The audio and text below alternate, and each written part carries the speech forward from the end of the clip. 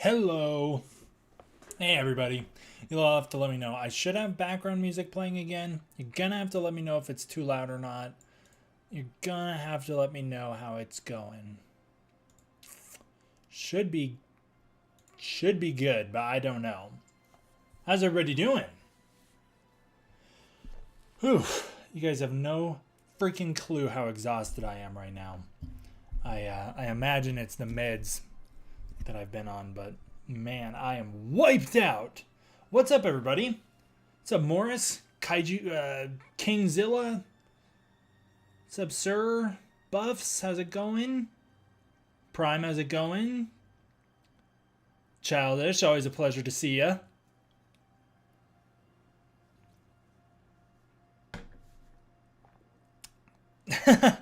Looks like Frosty wants to rant. Aha! I didn't know Rob was streaming. How'd that go? Is he still streaming or is he done? Yeah, has everybody seen the movie? Who's all seen the movie? Let me know if you guys have seen it yet. Oh, thank you, Mike. I'm doing all right. It's at this point the meds are kicking my ass that I'm on, but other than that, I'm doing mostly all right. But right now, I'm really feeling the freaking strain of the week on my body. I'm so worn out. It's like quite a few of you guys have seen it. Saw it on release. How many times have you seen it? Seen it opening night. It was a blast. That's what we like to hear. Watch it on preview night. All right. Loved it as a Showa fan.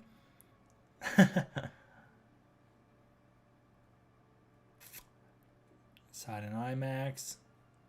Nice. Nice. I was surprised at how much of this movie was utilizing the IMAX. I was really surprised at that. A lot more of the movie used the IMAX format than I would have thought, which is really cool. I really like that they put that to use. Sometimes when you get a movie in IMAX, they shoot a couple scenes, like some of the action sequences will be in IMAX. This was some of the best use of IMAX that I've seen. I went and saw it in Dolby first and then in IMAX. And I was trying to be conscious of when the aspect ratio would switch. And I think generally speaking, probably something like 60+% of the movie was with the IMAX ratio, which is really awesome. Now, the biggest disappointment of that is that we were not going to get the... they don't typically release the IMAX ratio on home release, which is a big bummer. I always hate that they don't do that. Saw yesterday, had a blast with it. Fantastic. What's up, Nuts for Kaiju? What's up? Glad to have you back, brother. Seen Thursday night and today again. Nice. I've seen it twice now. I saw it once on Thursday and I saw it once yesterday. And I'm gonna go again. I was kind of thinking I might try and get another screening in today. I didn't have the ability to. I don't know when I'm gonna get to go again. I might be able to go Monday, something like that. Monday or Tuesday, I'll try and go again. I'm definitely not feeling the desire to go see this movie like I was with like -1 or King of the Monsters. Like King of the Monsters, -1, those are movies I was like desperate to get back into the theater for. GVK was kind of a comfort movie. I watched it basically at the end of anytime I had a stressful day, I'd go chill at the theater to watch GVK to relax. GXK, I think that I don't think I'll see it as much simply because the more I see it, the more I'm going to think about it. And the more I think about it, the more I'm going to overthink about it. And then that'll kind of spoil a little bit of the enjoyment I have in the movie, because it's definitely a movie that falls apart the minute you start to ask any questions. It's definitely a movie that you can't really poke too much, otherwise holes will start opening up. Yeah, this is definitely a modern version of the later Showa films, I would agree. I was thinking about the Godzilla in the Colosseum. It's almost like very sad if you think about it, in the sense that Godzilla had this home in Hollow Earth, this temple that he loved because, you know, Michael Dougherty's original intention was that there was a time period when man and monster coexisted. And I mentioned it in a recent video. There's this really great quote from Michael Dougherty where he says, "Everybody may have forgotten, but Godzilla. Godzilla is the only one who still remembers what that coexistence that he used to have with man was like." And in a way, you could almost have this really sad kind of Ishiro Honda styled commentary about, you know, monsters being tragic beings, being born too big, too tall, too heavy, originally originally that was about Rodan when he said that, but you can almost have this sense of like Godzilla goes to the Colosseum because it's like it's a temple. He gets to be with people again. I know that's not what Wingard was thinking. I know that wasn't what he was thinking when he did that, but there's almost a sad commentary to that about how Godzilla's home was taken away from him, and now he's back and he's being shunned by the people that he's trying to live amongst this time. It'd be kind of interesting if we redeveloped the more heroic side of Godzilla. Honestly, I've got no idea what Godzilla's deal was in this movie. I don't know what he was thinking the whole time. He was pissed off, and that was about it. He showed up, he kicked some ass, and that was the extent of him. I kind of miss the depth that he had in the King of the Monsters era. I wish we would get that level of thought behind Godzilla's eyes back. I feel like Godzilla doesn't have many thoughts these days. He just does. He's purely instinct. Like, why was Godzilla even attacking Kong in the first place? Wasn't he fully aware that he was being beckoned to war? But did he think that Kong was the one calling him to war? I don't really understand why Godzilla showed up and wanted to kill Kong, especially after the way GVK ended, other than just to get the two of them to fight again, which is kind of what I'm saying. When you start to poke holes into this movie, you start to be like, what really was any of the motivations supposed to be? Godzilla, you could say because Kong's not supposed to be on the surface world. So Godzilla's an idiot. So Godzilla is not smart enough to realize that Kong is there to get his help. I mean, Kong's literally pointing at the portal to jump in. And Godzilla is too stupid to realize that Kong's here for the same reason he is. I kind of miss the days when I felt like Godzilla was fully aware of the situation. In King of the Monsters, I feel like Godzilla knew what was up. And in GXK, I feel like Godzilla's kind of a bit of a dummy.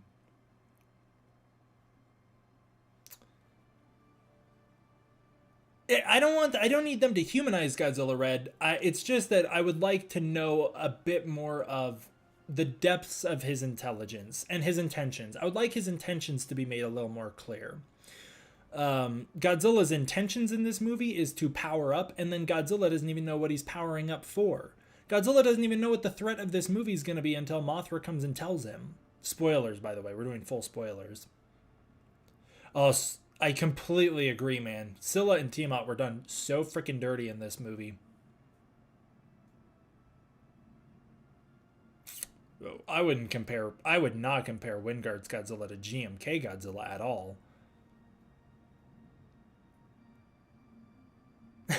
I agree. Godzilla's brain was on fully violent autopilot this whole movie. Absolutely. Yeah, I agree, Godzilla. I agree, Godzilla 93. I think moving forward, if Godzilla and Kong are still at odds, it's going to be a little annoying. I think moving forward, you know what I would really like to see a dynamic between Godzilla and Kong? I would like to see, like, the Avengers, the way that Thor and Hulk would kick ass together, but then would still, like, throw a punch at one another. I would like to see something along those lines, where Godzilla and Kong can team up from here on out, and we don't need to worry about the GVK of it all. But then they'll still be kind of petty towards each other. Like, I would love if there's a scene where Godzilla got, like, punched in the face or something, and Kong laughed at him, you know, like Rodan and Godzilla did in Ghidorah the Three-Headed Monster. That would be a lot of fun. Oh, Near You, thank you so much for the super chat. I really appreciate that. So we need a new director. I see where you stand, but it was a fun movie. It was a show of Final Wars for American people, and just with extra monkeys cause funny. Well, I really appreciate the super chat, man. I don't know if I'm down for Wingard to be the Godzilla Kong director, but I completely agree that personally for me, I would really like if other solo directors stepped back into the MonsterVerse to do solo films. And I'm in no rush to see Godzilla and Kong back. I know the studio's in a rush. They've never really been great about planning out the MonsterVerse. That's painfully clear these days, especially with how little each and every entry flows from one to the next. But I personally would like them to slow it down a bit with the GXK and give us some solo films, and then we can get back to the team-ups eventually.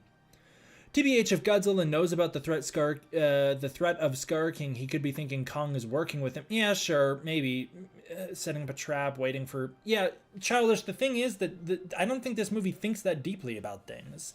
Because now we're adding lore to the movie that's not there. Like, I don't think there's any level of Godzilla's worried that Scar King is teamed up with Kong. I don't think Godzilla knows a damn thing in this movie. I think Godzilla feels that he's being called to war, and that's as deep as it goes. And I kind of think that's as deep as the plot goes as well. Like, I don't think they really thought about stuff that deeply in this movie. And my biggest example of that was one of my bigger critiques of the movie is like, the hell is the gravity thing they're doing with the pyramids? It all just kind of happens. It's a movie where things just keep happening, but the movie I don't even think understands why the things are happening. And unfortunately, I think Godzilla is the biggest example that fans are going to be able to pick out, because Godzilla just kind of shows up just to do whatever. I didn't think it didn't feel meaningful to me, because I don't even think Godzilla knew what he was doing. I think Godzilla was just doing. Yeah, my true biggest issue with this movie is the pacing. I just felt like pacing-wise, this felt more like a montage or a trailer for what could have been two different movies rather than an actual movie. This is probably the most aggressively paced Godzilla movie they've ever made, and I would also argue probably some of those movies have really opposite problems. Like, I think Godzilla vs. Hedorah is a terribly paced movie in the opposite direction because it's so slow. This is a movie that I think is terribly paced in how fast it is. Probably the fastest paced Godzilla movie we've seen. By the way, I don't want to just sit here and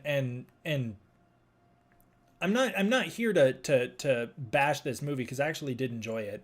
It's going to be easier for me, I think, to elaborate on the things I didn't like, just because they're a little more glaring with this movie. But I'm not going to just try and sit here and bash the movie. So I do want to talk about things that I really liked about it. And what I really want to do in this is I kind of want to put together a list of like my favorite moments and my least favorite moments. I'd love to make some videos in the next couple days where I can break down like some of my top favorite moments and some of my top least favorite moments in this movie.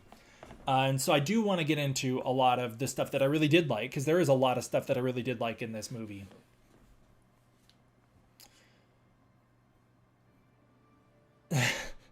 Yeah, well, the monster... in the commentary for GVK, you're talking about what Wingard was saying didn't matter was Wingard was saying he didn't feel like the Hollow Earth energy source matters. He felt like it was just a MacGuffin just to move the film along. And I think that speaks to the filmmaking priorities of these late MonsterVerse entries, which is spectacle over story, and for me that's never what I prefer. I never prefer spectacle over story. Lee, you bring up a good point in that this movie was pure unapologetic, ridiculous cheese. I don't think it... Here's a question. I'd love to hear what you guys think of this. I think this is going to be like strange coming from me, because I typically take things way too seriously when it comes to this stuff. But I personally think they should have gone further. I don't think they committed hard enough. I feel like with the concept of playing how silly this is, you either have to commit all the way or you don't commit all the way. And I feel like this movie almost commits all the way but didn't quite get there. Like, for instance, there are a few things that I think they could have memed up a little in this movie. You know, there's some very iconic Godzilla memes. Godzilla's tail slide is the biggest Godzilla meme. Godzilla flying with his atomic breath. Godzilla doing the dance jump. There's a way to do all of that at once in this movie in a supernatural way. During the anti-gravity fight, Godzilla can leap up into the air and strike his pose as he does while he's boosting through the gravity. He can try and get from one spot to the next in the gravity field by using his atomic breath the way that he did in Hedorah. He can slide on his tail. I felt like this was a movie where I don't think they committed as hard as they could have, and so at times it left me being like, you either go there or you don't. And one thing that I felt like is a great example of that is the music, especially during the end of that movie. What song is it? Is it the Kiss song that kicks on?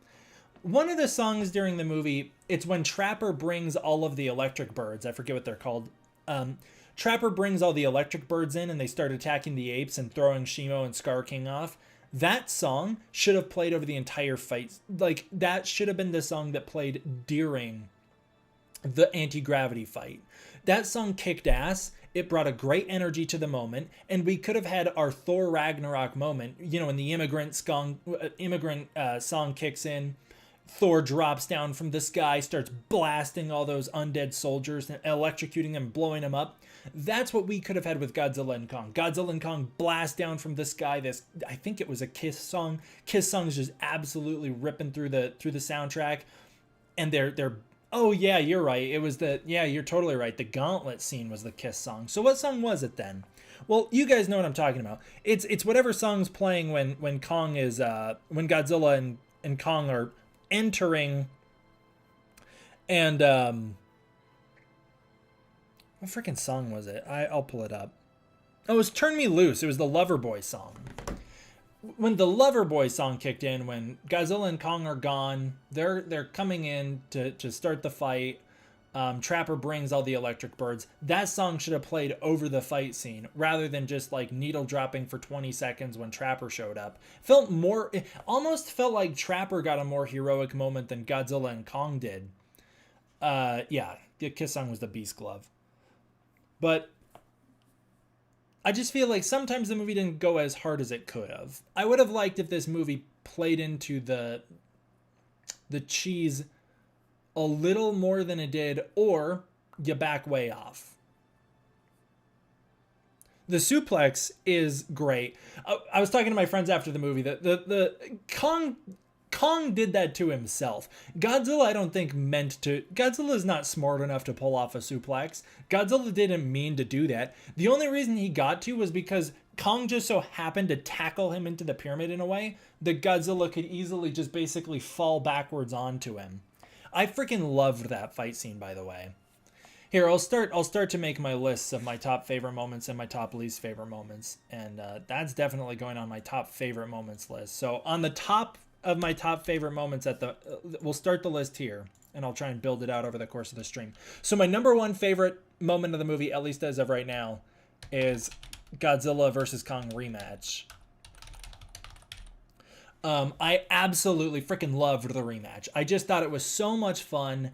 I love the way that Kong throws a dart in Godzilla's eyes, completely blinding him. I also like the way it showed the way that they have both evolved as fighters, because you've got Godzilla, who basically pulls out the exact same maneuver he pulls out on Kong in Godzilla vs. Kong, where he tries to tackle him headfirst and then stomp his chest. That's what Godzilla did to Kong at the end of GVK to finish the fight and win. And that's the very first thing Godzilla starts, which I really liked, because it shows Godzilla's like, okay, I've been here before. I know how to do this. Kind of reminds me of in Godzilla vs. Mechagodzilla. Or in Terror of Mechagodzilla, Godzilla goes straight for ripping Mechagodzilla's head off because he's like, well, I've done this before. I know how to solve this problem. But Kong has learned, and so he blasts him in the eyes with dirt, sending him into the pyramid. That's so freaking funny. And I loved seeing Kong holding back, not going as far as he could. I think Kong and Godzilla fans are going to disagree with me about this forever, mostly because they overproject themselves onto Godzilla. Don't do that. Godzilla's not a real guy. You don't have to defend him. Godzilla, I think, would have lost that fight if Kong really wanted to, because Godzilla is not playing around in this movie. Godzilla is absolutely not here to play games. He annihilates Sila. He annihilates Tiamat. Godzilla's not fucking around. He shows up and he goes straight for the kill shot on Kong. That is Godzilla's straight move. If Kong thunder punched Godzilla, which Kong severely underutilized the thunder punch, I think Kong could have knocked Godzilla's ass out and won the fight right there, but he didn't. Instead, Kong was holding back because he needed his help.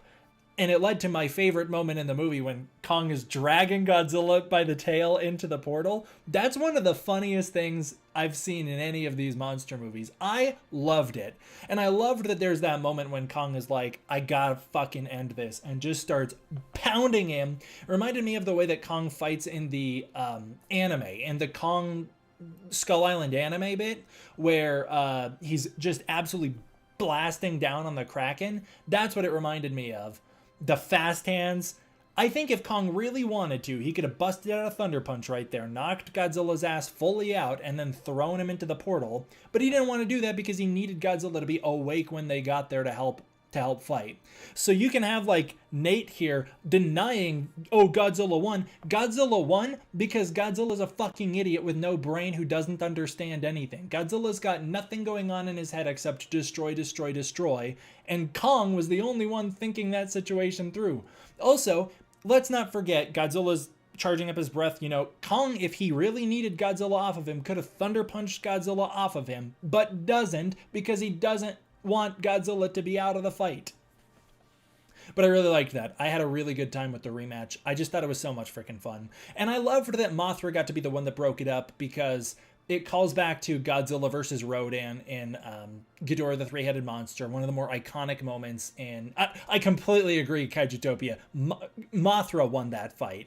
I love that Mothra gets to show up. I wish they did a little bit more with that. Like, I wish that Mothra would have webbed Godzilla in the face, webbed Kong, you know. I wish that they would have gone there like they did with I make Godzilla fans angry all the time. I don't give a shit. Godzilla fans who get angry over stuff like that cringe me out. So if I'm making you angry, you gotta chill out. These movies aren't that deep. I really liked when Mothra showed up. I wish she would have done a little bit more because she kind of just shows up and Godzilla insta-simps and chills out instantly. I would have liked if we could have done a bit more of the Ghidorah the Three-Headed Monster moment where Mothra got to step in and calm them down in the very Mothra-like way.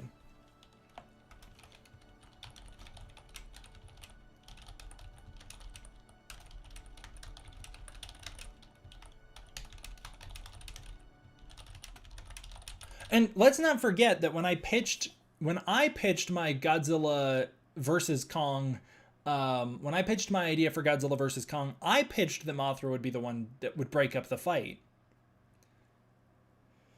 Poof, childish. That's one of the things I dislike. All right, now that we've done one of my favorite things about the movie here, I'll add a bullet point to my least favorite list, which I think this is going to be a list that I don't think people are going to love. I don't think people are going to love that this is on my list, I should say. I think people are going to not. I don't think people are going to love that I feel this way. But to start out my list of things that I don't love is Mothra was more worthless than she was in Ebra Horror of the Deep. She basically only exists to clear up Godzilla's motivations here. She exists to end the fight. Because let's think about this from this is kind of what I was alluding to in my spoiler-free video. If you were to do one revision of this script, I could easily fix this Mothra thing. Mothra doesn't need to be here. We don't need to waste time with Mothra. Instead of having a Godzilla vs. Kong rematch, which admittedly is a lot of fun, and like I said, it's one of my favorite parts of the movie. I absolutely loved it. But instead of wasting my time on the Mothra versus, or on the Godzilla vs. Kong fight, instead have Kong show up to get Godzilla's attention, have Godzilla show up apprehensively, and then realize it's Kong pointing at the portal. Maybe they even do punch it out a little bit. Godzilla wakes up and Kong's dragging him back to the portal, you know. You end the fight by having Godzilla realize on his own, giving Godzilla some agency, because this would make him less of an idiot, which he kind of is. Instead, you just have Godzilla realize on his own that Kong's not here for him and that he needs to help Kong. You have Godzilla come to the realization. Mothra is just here so that she can end the fight with Godzilla and Kong. That's all she's here for. And you can argue, well, she helped defend the portal, and not only did she help defend the portal, but she also webbed up some apes during the anti-gravity fight. Great. Or write her out of the movie and have Godzilla blast some apes in the air and have Kong do more fighting. You don't need Mothra here. Absolutely no reason to have her. She just didn't add anything to the movie for me other than just be like, oh, that's Mothra. She's back. How did she get back? I don't know. She was reborn through the mist. Is that something MonsterVerse Mothra could do? Definitely not until now. Yes, Mothra was there to be a plot vessel for Gia. That's all Mothra's there for. All she's here for is to give Gia something to do.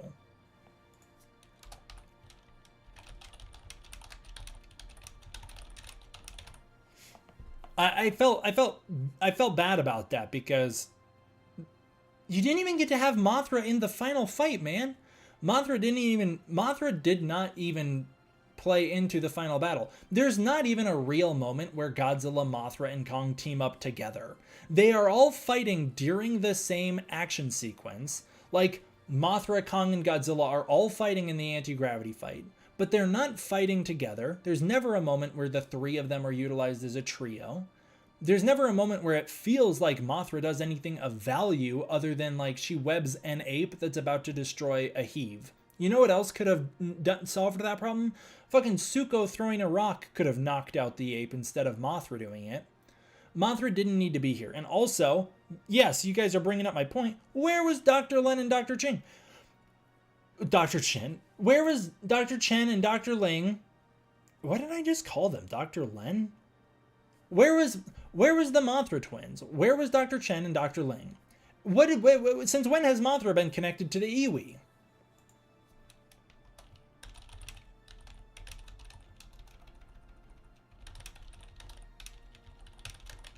Also, I can't stand Mothra's new sound effect. She's got that peacock call, and it's so annoying.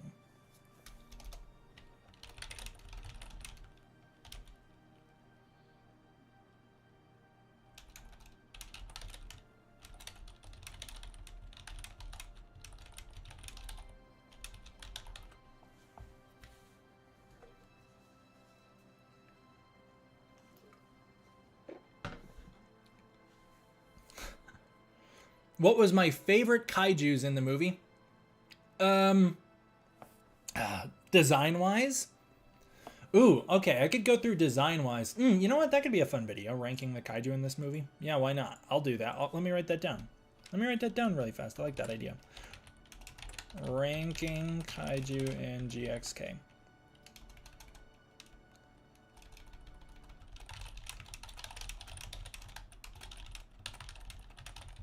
All right, let's start this list. This could be a fun one to make during this video, during this live stream. All right, so starting out, yeah, SM. That's kind of what the video is, man. That's what we do. What'd you think this was gonna be? The live stream of the movie?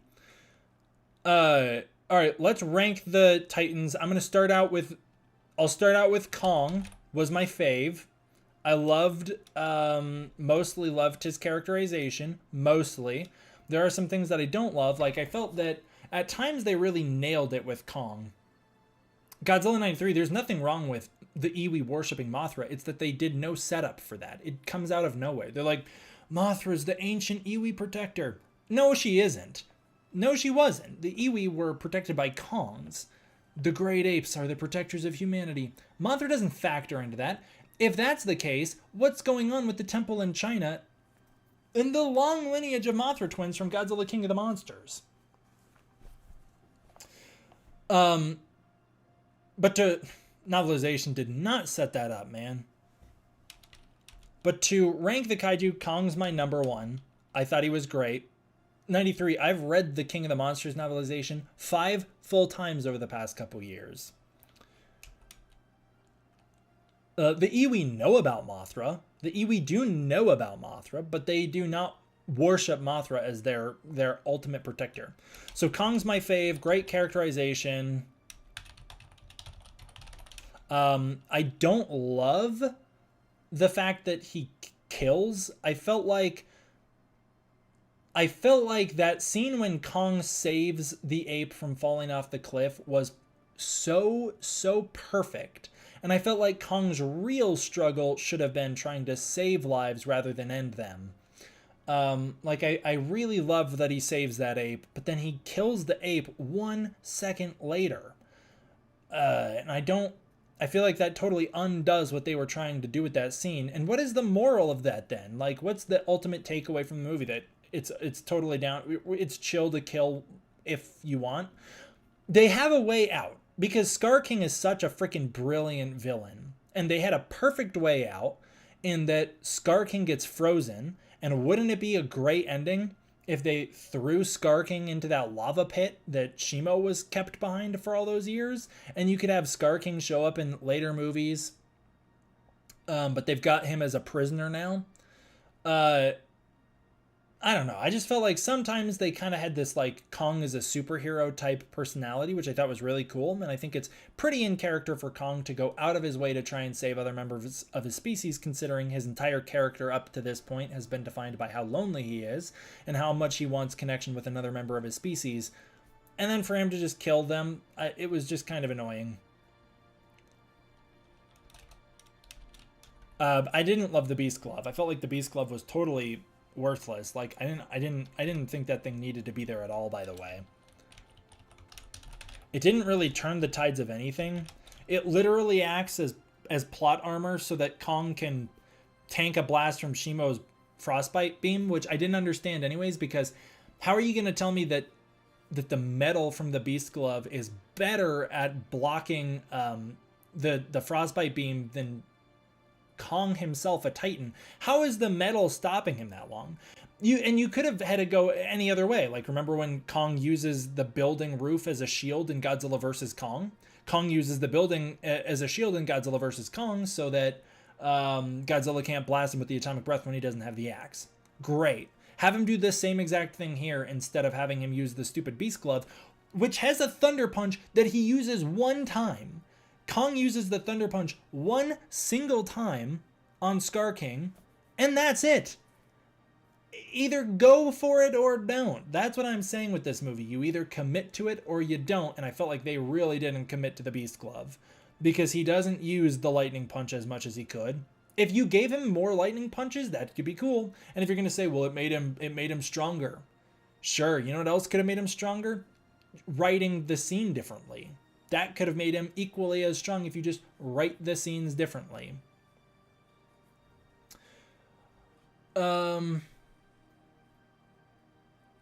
Artful DAH Jr., Artful Dad Jr., thank you very much for the super chat. I really appreciate that.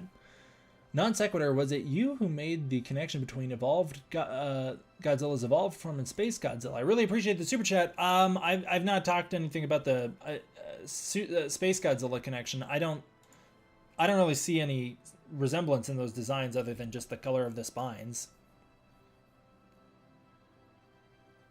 But other than that, I don't totally see a big connection there between Godzilla and Space Godzilla. However, I think it's probably that Shimo took some inspiration from Space Godzilla.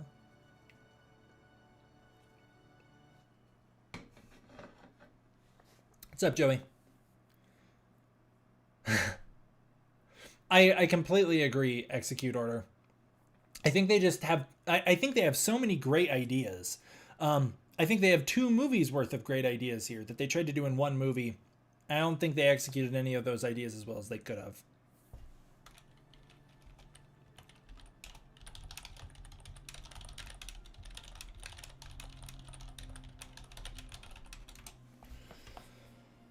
How did you feel when you learned that Godzilla trapped Scar King and his army underground? Guys, you gotta start... These are all things that I disliked about the movie. I'll add that to my dislike list. Scar King's backstory I thought was awful. God's Wolfman 2054, thank you very much. I really appreciate the super chat, man. At this point, who should be the next big bad? I personally think we need to go back to smaller stories for a minute. I personally think that we need to give... You know what I would really love to see? I'd love to see to do some weird stuff. Like, I would really love if the next Kong movie was Kong and Mothra as a duo fighting King Caesar and Rodan. Something like that. I'd love to see Kong fight Rodan, and I'd love to see Kong fight King Caesar, and I'd love to see Kong and Mothra properly team up. And so I'd like to see something like that. I like that pitch, Kaijutopia. It's freaking Ghidorah Stand 64. I think that would be great. I also think Godzilla needs to go up to the surface again and get himself something like, how do you make King Caesar a villain? Kind of the same way that you make... I think you kind of do the same thing you did with Scar King, but a little different in that I think King Caesar could just be this kind of a rabid type creature. Maybe you could even do something. Oh, you know what'd be good? Okay, here you go. So King Caesar in the original timeline, the Showa films, King Caesar is King Caesar protects the people of Okinawa.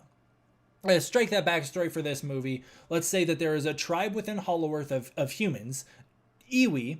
Like there's another tribe of Iwi, but they worship King Caesar, but he's kind of twisted. Scar King's kind of twisted, and I'd like to see like maybe the Iwi come in conflict with each other, and so as a result of that, that brings Kong and King Caesar into conflict with each other. But what I'd really like to see, ultimately, I don't need that movie. What I would really like to see is, I think Childish just kind of pitched the idea, basically a guard dog for Hollow-Earth tribe. That's basically what my idea is.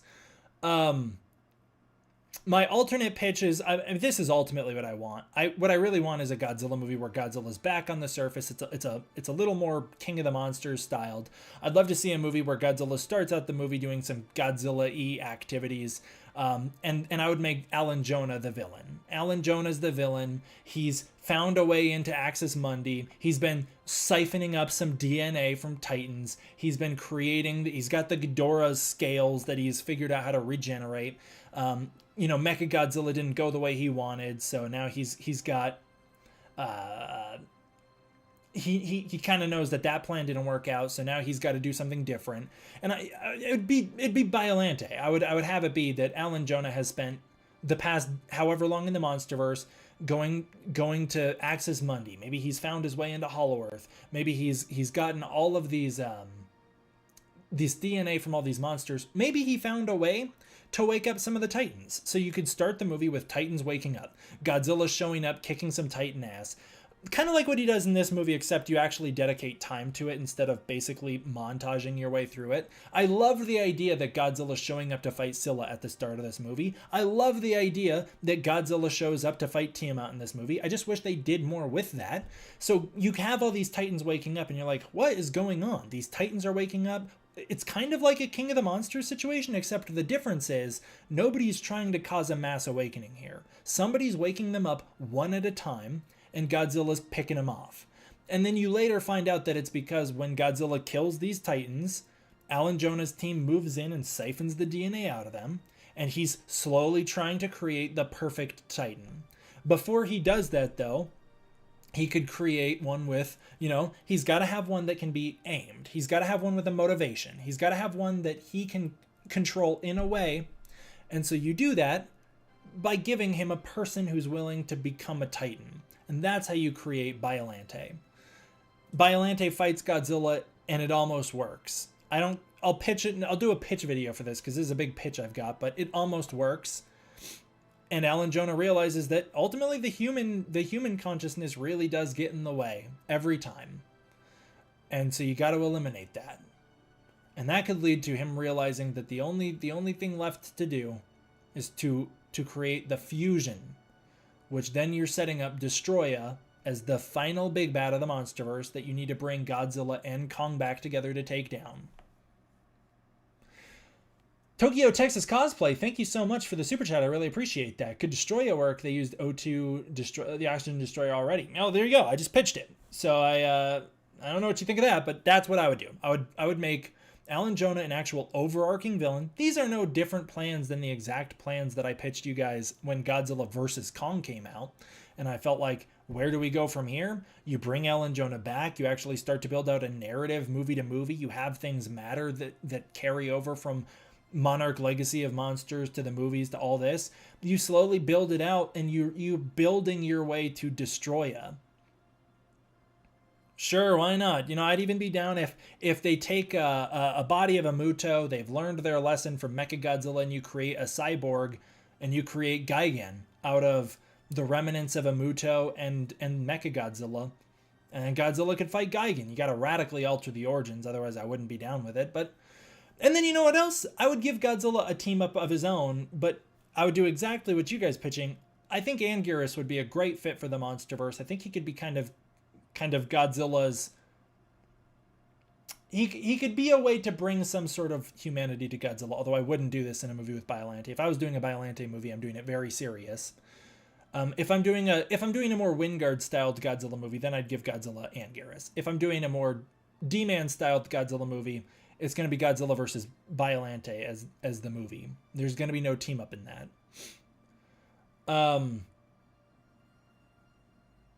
And then if I got to do another team up movie with, like, if I got to do another Kong movie, I'd give Kong Mothra as a sidekick, because I just think that is a we didn't get any of that potential realized in this movie at all.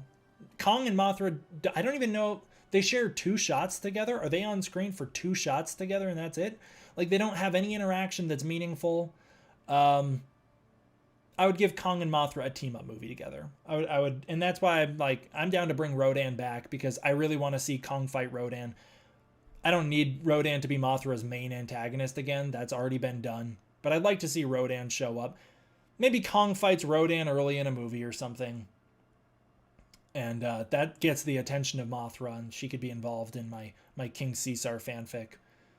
I don't know. Point is, I just build out a narrative. The real important thing is I would build out an end game leading up to Destoroyah, and that'd be a big Godzilla Kong Mothra team up against Destoroyah. Other than that, I don't know. You can do a lot of things next. But as I was saying, one of the things that I really disliked, one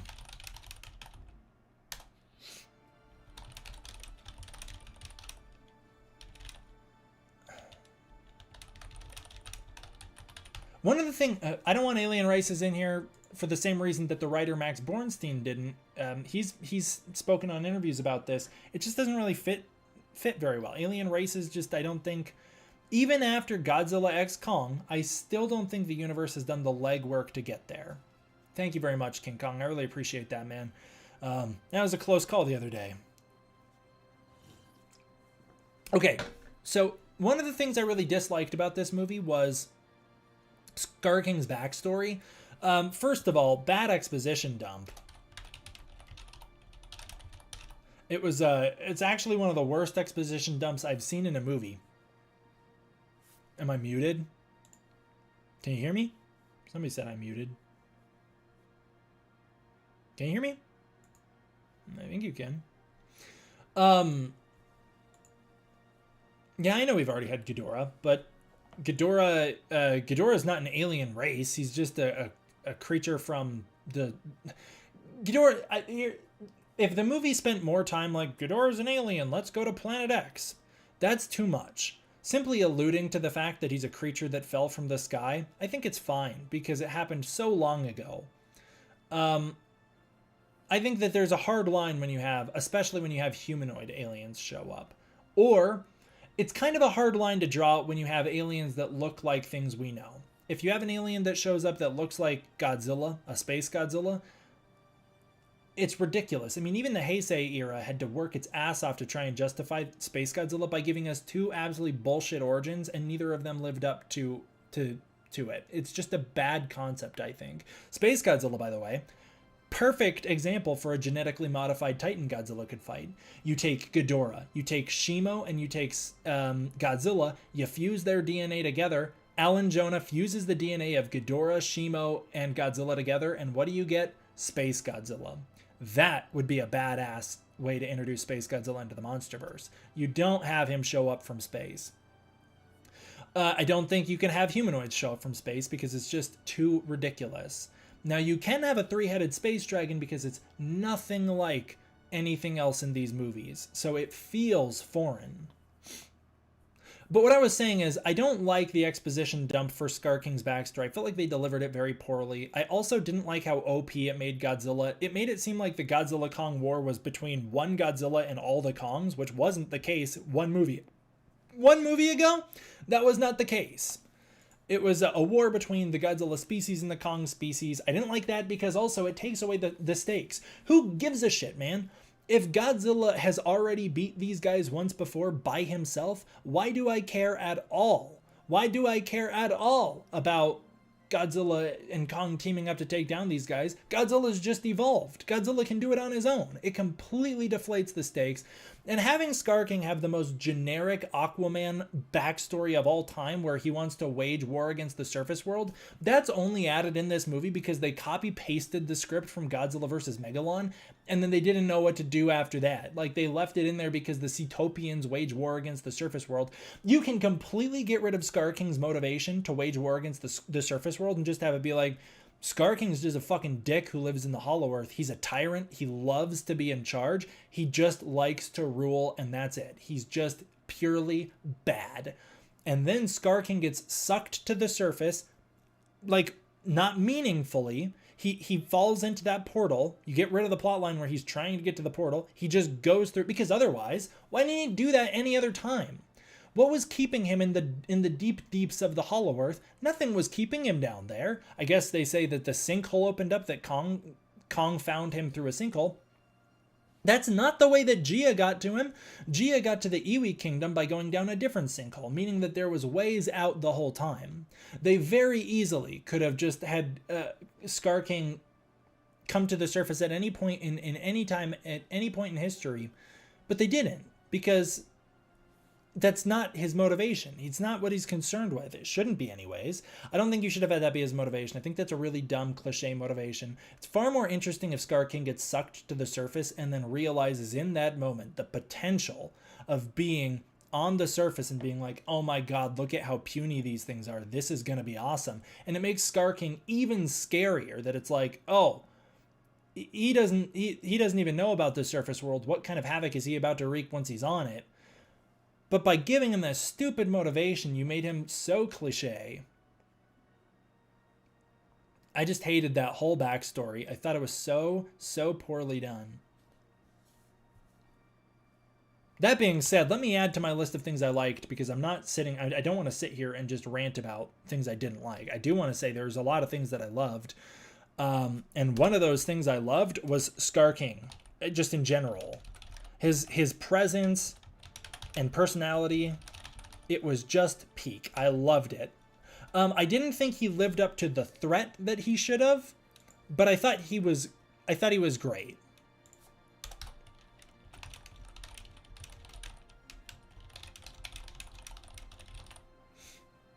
And let me rank Scar King on my list here. I'm going to put him under Kong. I loved his personality. Loved the way he moved. Loved how skilled of a fighter he was. But he needed to be stronger, because he didn't carry much threat.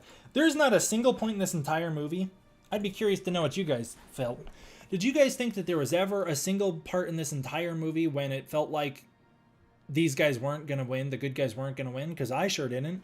King of the Monsters, I mean, even King of the Monsters, there's part of me that was like, is Ghidorah going to get away at the end of this one? Is he going to be back in another movie or so? Like, is Ghidorah going to I don't know if they were going to kill him. I obviously know Godzilla's going to beat him because it's a Godzilla movie, but is Ghidorah going to get away like he does in the Showa series? In this movie, no. There's not a single moment where I felt like Scar King was ever a threat.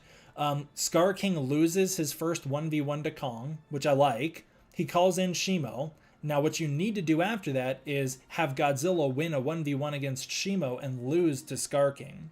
I believe that Scar King, at least people had said before the movie came out, in my comments anyways, that Scar King was going to choke Godzilla out with the whip. At least if that happened, it would have showed that Scar King can outmaneuver Godzilla.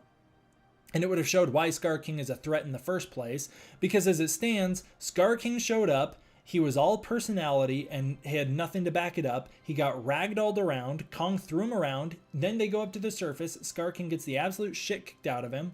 And then he dies. He didn't accomplish anything. He wasn't scary. There was never a moment where I felt like anybody was in danger. And Godzilla, we've been told, can handle this on his own before he evolved. So I don't give a shit about anything happening in this movie. It's just happening. It's so easy to go in and make these small changes that would have adjusted all of that.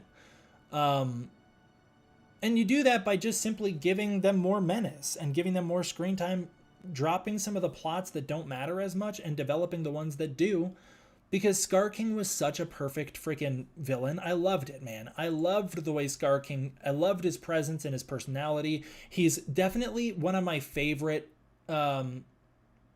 he's, I would say Scar King is my second favorite MonsterVerse villain, right after Ghidorah. And the only reason that Ghidorah is my favorite over Scar King simply is because Ghidorah is such a classic. But other than that, Scar King absolutely is the best villain of the MonsterVerse. I just thought he was so great, and I would have loved to see more, and I wish they didn't kill him. I think that was a big mistake.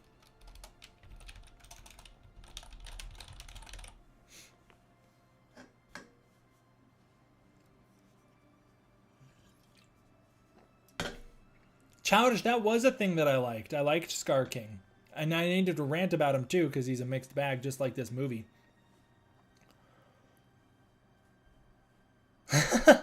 Yeah, that's a good point, man. I didn't even think about that. Yeah, Shimo wasn't really a threat either. Shimo, I think Shimo was like wildly overhyped. I loved the design. Shimo's got a great design, and a great power set, but I feel like Shimo didn't really add anything to this movie.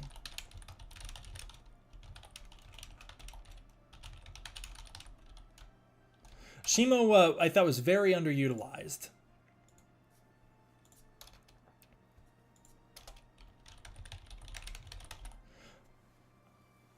Here's my big question. Is Shimo more like a dog or a horse? Kong's petting her on the chin at the end and riding her. Is she more like a dog or a horse? I don't know. I feel like Shimo didn't add anything to this movie.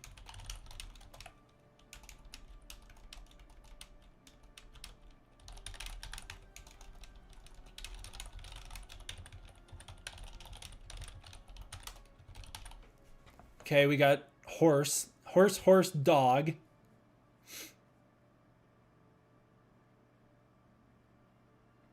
Donkey right in the middle. Perfect, Adam. You got it. I'm fine with Shimo not being a villain. I never felt like Shimo was all that powerful. I never felt like she could beat Godzilla. She never felt big. I never got the sense that Shimo was the biggest Titan. Like, they say Shimo's the biggest Titan. I don't think she was. I felt like Shimo didn't carry any weight to her. Her scale was so boring. The only shot in the entire movie that Shimo felt big was when she meets Kong for the first time. And then other than that, man, it didn't do it for me. I disagree about the apes, guys. I really liked the apes. I thought that, well, I generally prefer monsters to be treated as basically gods rather than as, like, I don't like when they're overly humanized. I've never liked when kaiju are overly humanized. I've never liked when kaiju in, like, King Kong versus Godzilla, I think, my favorite Godzilla movie, by the way, sometimes overhumanizes the monsters. But then there are other times when I think it really works. And this movie is one of those times that it really worked for me. This felt very War of the Gargantuas. Maybe they were a little more humanized than War of the Gargantuas. But I really liked that they gave the monsters this sense of... each one had their own personality. Or the apes, I should say. I liked that all the apes had their own personalities. I liked that you could kind of recognize some. Like, there's that ogre ape who kind of looks like one of the trolls from Lord of the Rings.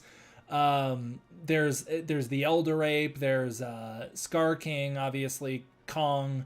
There was like this sad ape who kind of was like this sad little guy that Kong was helping a couple times in the movie. Helped him pick up the rock or whatever.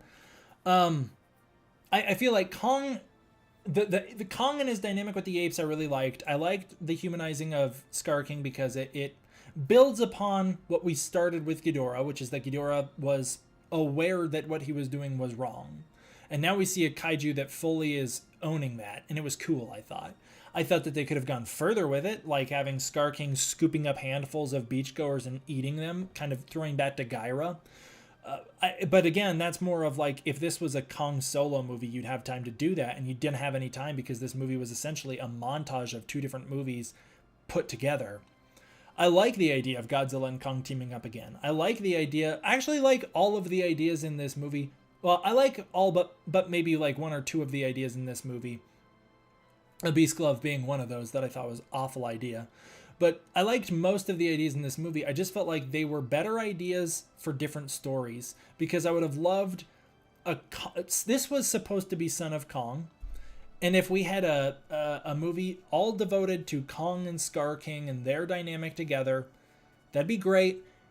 You could have Scar King feel like a real menace. He could learn about the surface world at the end of this movie. You could still do the Rio fight. You just remove Godzilla and Shimo from it. They do the big surface world fight. Scar King realizes how much power he could have over the surface world. And then at the end of the movie, Kong maybe Kong kicks Scar King down a cliff in Hollow Earth, and Scar King gets impaled, and you think, oh, Scar King's dead. Like, that's it. Scar King died. And so that's where you leave it. It's like, that's it. But then you learn Scar King is alive.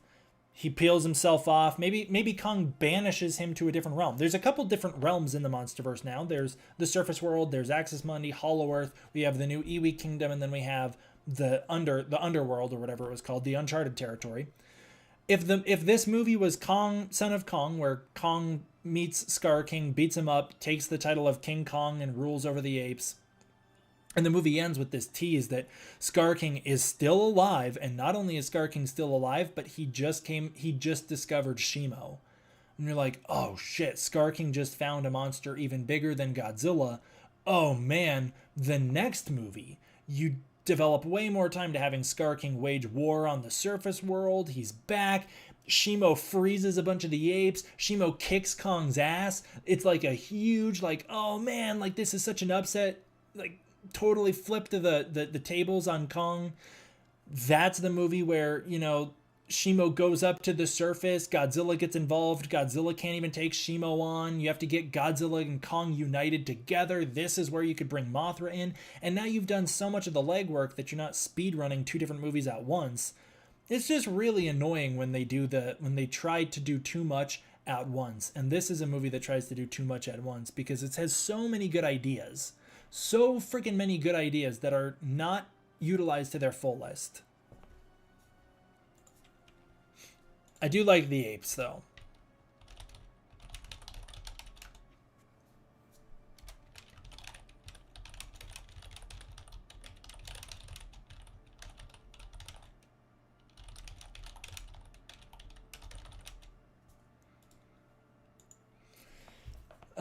What did you think of the supermassive Titan in Hollow Earth? I haven't really talked about that. I thought that was just kind of... Thank you, Joey. I didn't really talk about that giant... I assume... Are you talking about the giant skeleton that Kong crosses?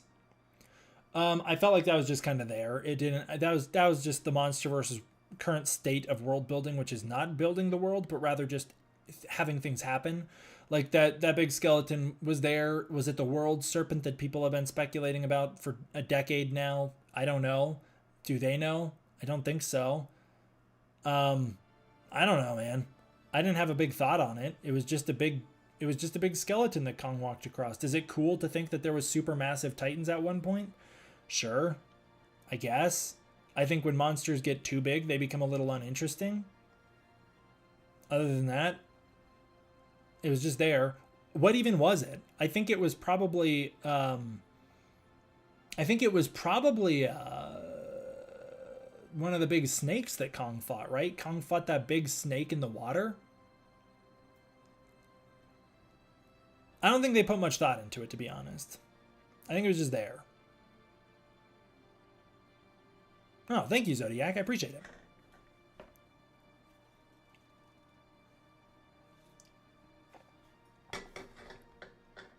Fish dragon. Is that what we're calling that thing? What is the big snake thing called?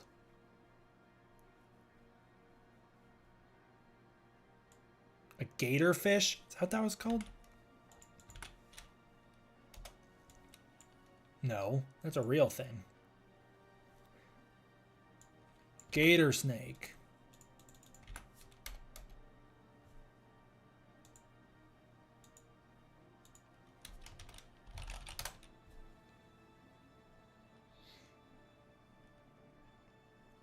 Where does that name come from?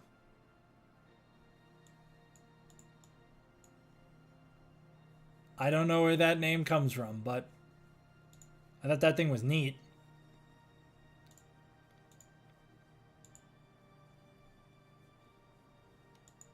I never felt like, I know a lot of people were saying like Kong needed respect in GVK.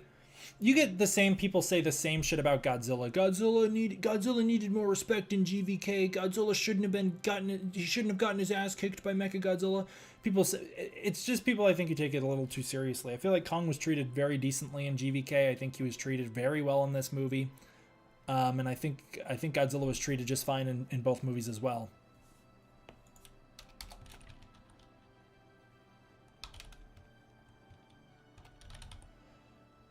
Sure, I'll rank the Gator Snake.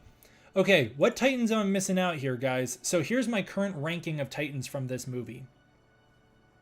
We've got Kong as my fave, then was Scar King, then Godzilla. Oh, now I'm going to put Suko, who was a sleeper hit. The design did him dirty. I thought Suko's character was really awesome. I thought that they did a really good job of making Suko just sympathetic enough, but also kind of a little asshole so that you were able to root for him to get beaten up a little bit, but you also really wanted to see him get protected. I thought that they did a really good job developing the dynamic between Kong and Suko. I thought that was just a beautiful little story between the two of them. And I shockingly, despite the fact that I do not like the Suko design, I shockingly really liked the character.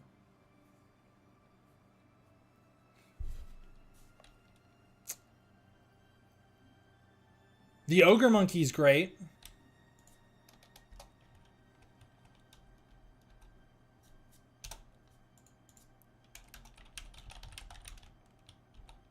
I'm not going to rank him individually. So I've got my list currently goes Kong, Scar King, Godzilla, Suko, the Ape Kingdom, then Shimo, then the Gator Snake. I'm gonna put Doug below Shimo. I didn't even think they committed to the bit hard enough.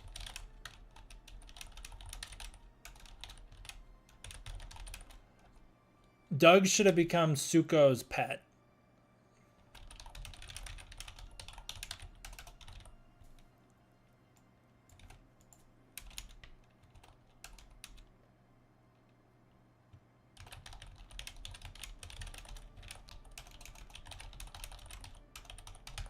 Okay.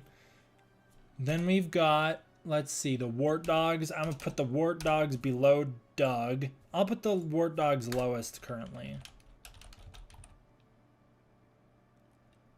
Then I'll put the Parrot Frog at the bottom. He was cool. What were the flying things called? Oh yeah, the Warbats. They were cool. I loved seeing the Warbats back. I loved that they didn't have a ton to do, but it was cool to see them back. You guys are not naming the big ones that you should be naming, like Tiamat and Sila. Sila, one of my fave freaking monsters, which I thought was wildly underused here. I did like the multicolored Hellhawks. I'd rank the Hellhawks, the Parrot Frog, whatever those worms were, and the Leaf Wings together. They're all kind of just together.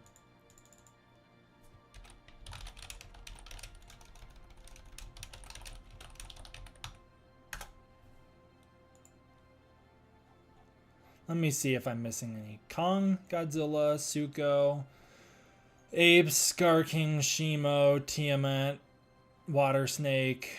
Oh, and then did I rank Mothra yet? I don't even think I ranked Mothra yet. Kong, Scar King, Godzilla, Suko. Maybe then I'd put Mothra.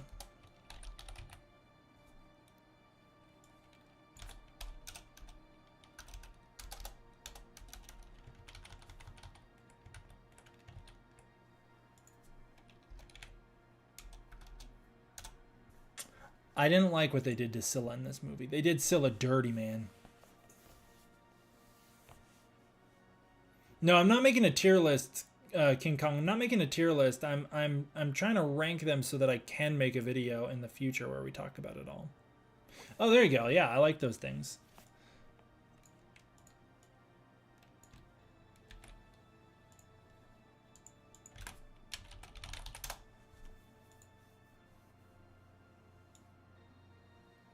The verticines. The verticines were cool.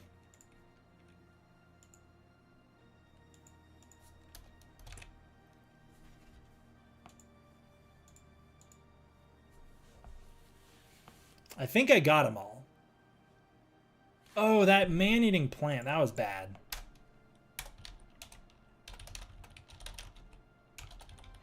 That thing was bad, I felt.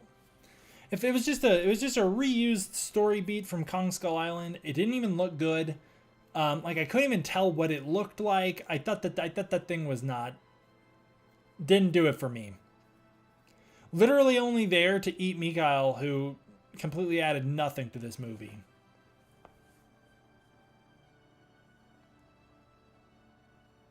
Really? Oh, Alex, you know what? You're probably right. Oh, I wonder what you guys would think of this. Yeah, Lance, I have. I've read the prequel comic. I thought Scylla was fine there. That's a good idea, Bendy. Having them be psycho vultures, that'd be cool because that's already a pre-established thing. No, the tree isn't in Kong Skull Island, but it's kind of a reused story beat from Kong Skull Island. Kind of fills the purpose of the... A little bit it fills the purpose of the Spore Mantis, and it also kind of serves the purpose of the Mother Longlegs. Scylla dying was so brutal, man. Feel like they spit on two of our fan faves. I was never the biggest Tiamat guy, but Tiamat really made an impression in the one shot she had in this movie. She really makes an impression in that one shot. And Scylla was my fave from King of the Monsters, and it was sad to see Scylla just get annihilated.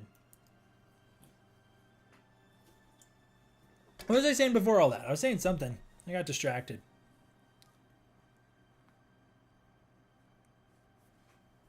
What the heck was I talking about? No, they made Scylla a lot more red. They definitely made Scylla a lot more red. I'm not going to rank the mosquitoes. Wasn't even as big as the ones you saw in King Kong 2005. What kaiju from the comics do I want to see in a movie? I'd want to see Amalok just because I can't even tell what Amalok is. That is such a strange design. I think it'd be cool to see that in live action. As I asked you after the release of King of the Monsters, can you tell us exactly which parts were spoiled for you going in? There wasn't like pretty much not a single thing in this movie was a real surprise. As far as big story beats go, I made a video a while ago, a -1, long before -1 came out. I made a trailer breakdown for -1, and the first comment on my -1 trailer breakdown, the very first person who commented was some fucking dipshit who commented, I can't even believe that you're going to make this video and you're not going to address that after Godzilla breaks the whip, Shimo freezes Scar King and Kong smashes him. It was one of the very first comments. That was like the very first comment on that video, and that feels like it's a big comment. It didn't take long to read. It literally was one of those ones where you glance at it, and before you can even process what you've read, you've already read the whole comment. Completely fucking spoiled the ending of this movie. There was nothing in this movie that I didn't know. I knew Godzilla's gonna beat Kong's ass in Egypt. I knew that Mothra was gonna save Kong. I knew that Kong was going to get tackled by the apes and have to use Suko as a weapon. I knew that Mothra would have to help. I didn't, you know what? I didn't know about the anti-gravity fight. I didn't know about that. I guessed that. I didn't know about the suplex. I didn't know what moves would get used, but I knew what the outcomes were always going to be. Like, I didn't know I didn't know what the anti-gravity fight was going to look like. All I knew is that I actually thought that was going to be the ending. I actually thought Rio was going to be the fight before the ending. I actually thought it was going to go that they were going to fight in Rio and then go down to Hollow Earth. And it wasn't until I was doing my trailer breakdowns that I started to realize that there was not only was there a lot of stuff that I felt like was probably going to be an anti-gravity fight, I didn't think it would play out the way it did. I didn't realize they were going to manipulate the gravity. I thought that instead they were going to, it was going to be just the same gravity inversion from Godzilla vs. Kong that they would be fighting in. I didn't think they were going to be manipulating gravity. I thought that the Iwi were bad guys, is what I originally had heard. I had heard that from somebody close to the movie. Somebody close to the movie earlier into production, so very well could be that early into the script, the Iwi were bad guys. But I had heard that the Iwi were going to kind of be bad guys. I didn't know about the anti-gravity fight, but I figured that out. I knew that...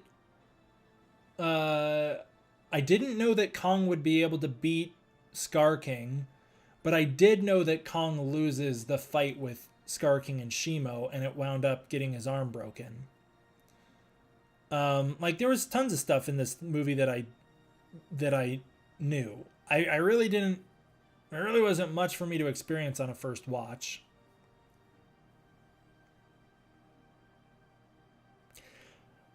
Stink, I don't know how I feel about that. I feel like, yeah, the freaking trailers spoiled so much of this movie. I could not believe by the end when they were throwing Sila in there. Oh yeah, I knew Sila and Tiamat were going to show up. I knew that Sila was going to die. I did not know Tiamat was going to die.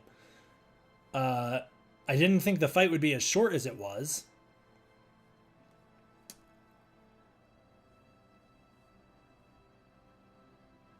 I heard that Zuko and Doug would be buddies, and Doug would give...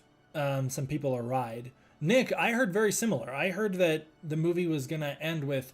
I heard that in the original ending, Kong rides Shimo while Zuko rides Doug, is what I had heard.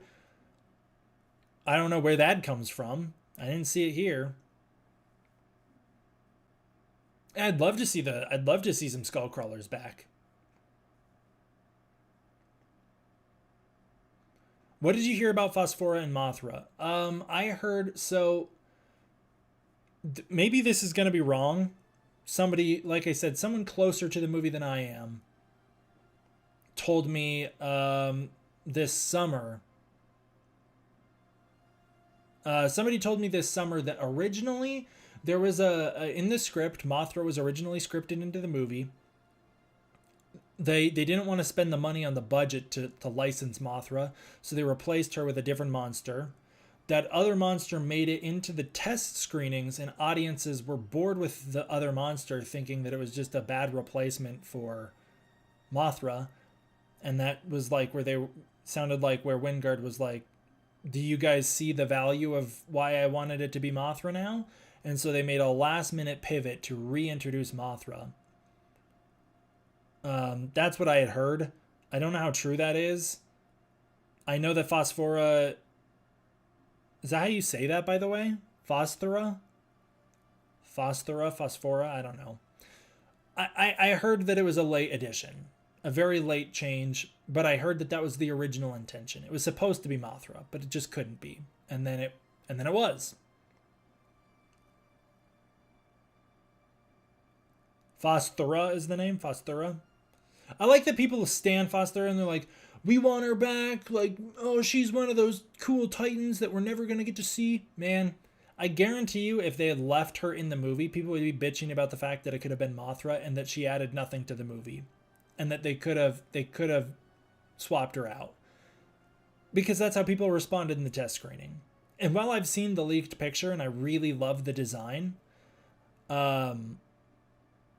I do agree that they made the right call, because there's something really magical about seeing Godzilla, Kong, and Mothra share the screen together. Yep, I am too, Key. K? I said your name wrong. Sorry about that. I am too.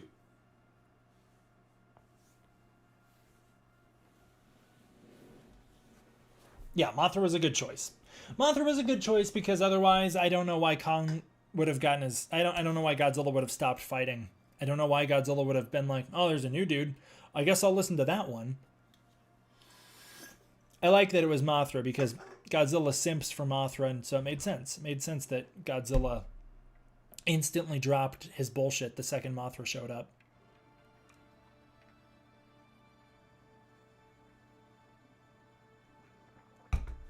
Completely agree, Childish. I'd love to see her in Monarch Legacy of Monsters or something, you know? Be a cool ass Titan to see in Legacy of Monsters, but I didn't need it. I didn't need it in this movie.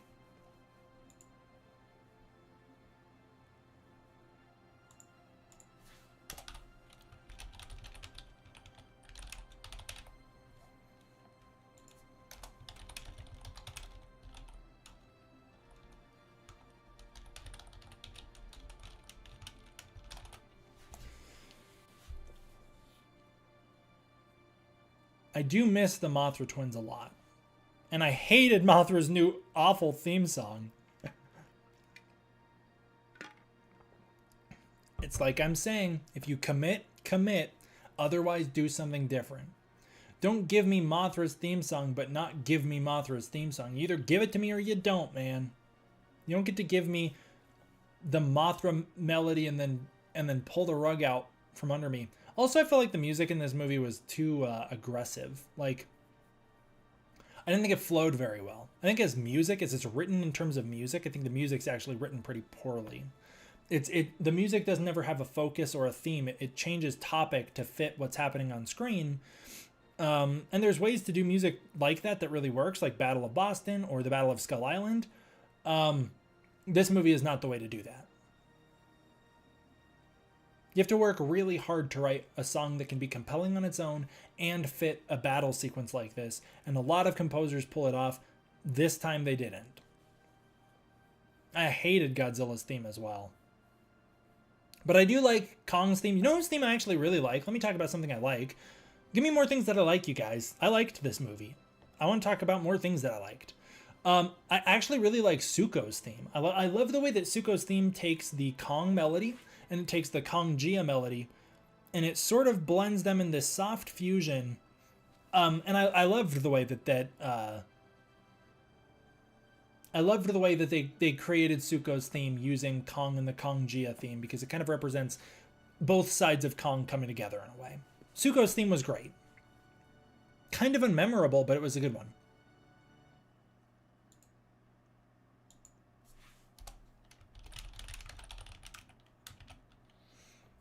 You know what else I really liked? Some of my favorite stuff in this movie was Bernie and Trapper, of all things, which I never really would have thought I would say, but I really liked Bernie and Trapper. Where would I rank that, though? Right here. Absolutely standouts, man. Absolutely standouts. When I see people saying that they want a movie with no humans, I can't wrap my head around it for a couple reasons. Number one, the most emotionally resonant moment in this movie, for me anyways, and for my audience, like when I saw it the first night, some people teared up at this moment. When I saw it the second night, people audibly got into it. And it was that moment at the very end of the movie when Gia says, "You are my home," to Andrews, which is such a beautiful line and such a beautiful ending to end the movie on, like a really cute, feel-good way to end the movie. That's a great line. I loved that moment, and the fact that carried the most weight out of the entire the entire movie, and they had no development in this movie. That just shows the value of having the human characters, and then the super fun dynamic and banter between Trapper and Bernie, where for the first time I feel like they pulled off banter since Kong Skull Island. I don't think they've really pulled off banter since Kong Skull Island, and they really nailed it. Trapper had he's just such a kind-hearted, natured guy. I thought it really worked, and I loved his dynamic with Bernie. I loved the fact that those characters had this, like, I loved how it was like simultaneously a movie about like just mutual friendship, but they also all wanted to bone. It was so funny. I really loved those guys. Oh yeah, and that's another great point. Kong saying, "I lost home." Brilliant use of Kong doing sign language. I like that Kong's not overly sign languaging. And I like that he's still learned more than he knew in the last movie. That was a great moment. Uh, and it's another moment that it wouldn't have worked without the human element there.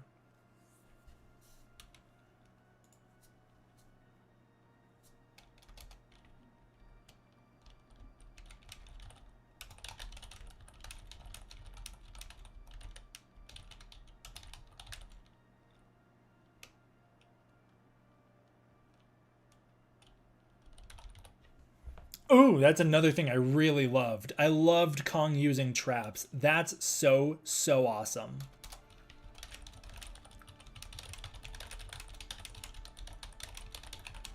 Kong is a thinking animal, if you didn't know, and this movie really used that to its benefit. I like that Kong can use that. Like, okay, so you know how earlier I was saying I don't think Kong should have directly killed? I think Kong killing kind of defeats a bit of the characterization they had built for Kong.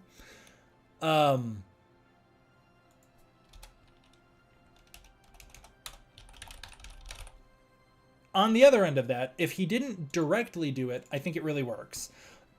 With the traps were such a purely defensive tool that I was totally down for Kong to kill using them.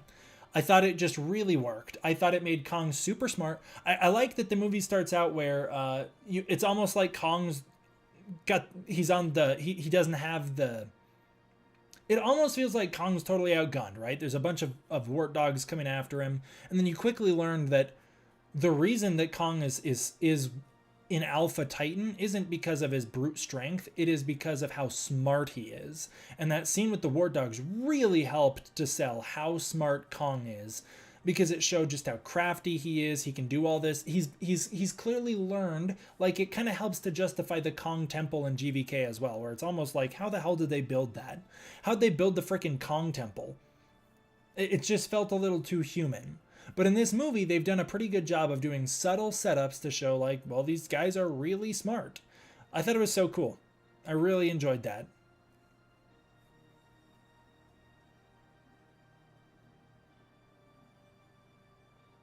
This film introduced the spiral rate of the MonsterVerse in the weakest, most forgettable way ever. When it finally hit Scar King has less impact than when he hit Kong with his regular beam. Yeah, Godzilla's big super beam at the end of this movie was dumb. The whole ending fight, I think. This is what I was going to ask you guys earlier. What did you guys think of the ending fight in this movie? I personally thought the ending fight in this movie was really underwhelming. I felt like they didn't team up enough. I don't think it lived up to the hype. What's up, Valerie? I don't think it lived up to the hype. I don't think that it used the team up to its best benefit. The team up against Mechagodzilla, I think, had a lot more payoff and was a lot cooler than this film.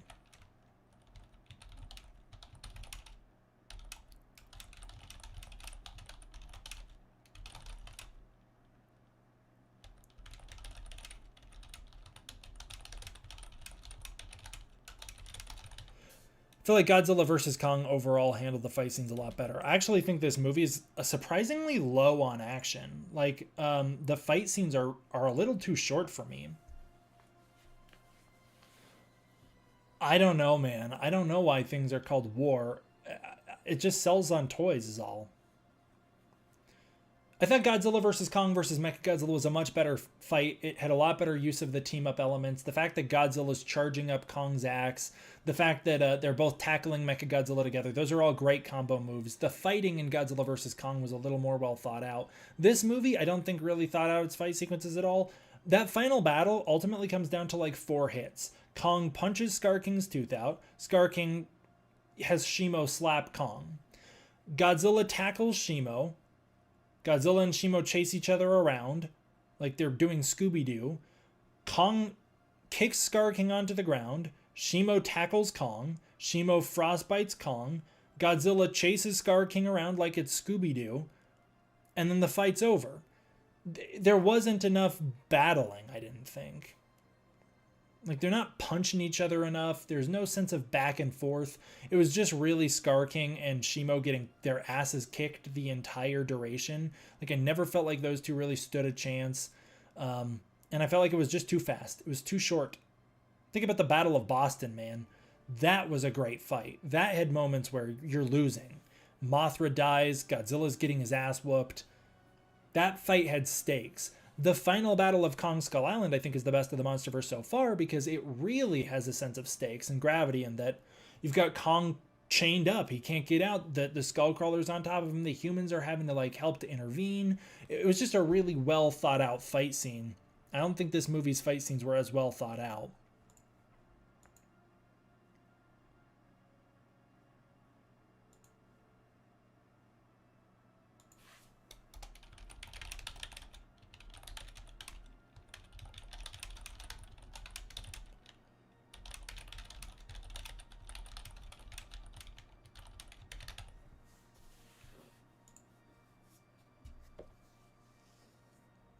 Yeah, yes, Kong. Oh, are you talking about the ape he knocks out in the kingdom? I don't think Kong killed that ape. I think he just knocked him out.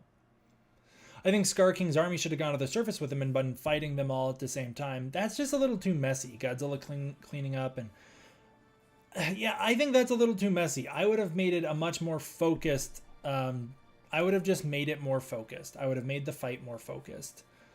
I would have given Shimo a lot more power. And I would have had it be a lot more of a back and forth. I would have made it a lot more dangerous. I would have gotten Mothra involved. Maybe Shimo freezes Mothra, and so they're trying to free Mothra, but they can't do it in time. And not that she dies, that's a little cliche, but I think the final battle really needed focus, and it needed to take its time. Not one thing in this movie did I feel like took its time. I felt like this entire movie was a rush to the finish line from the very start.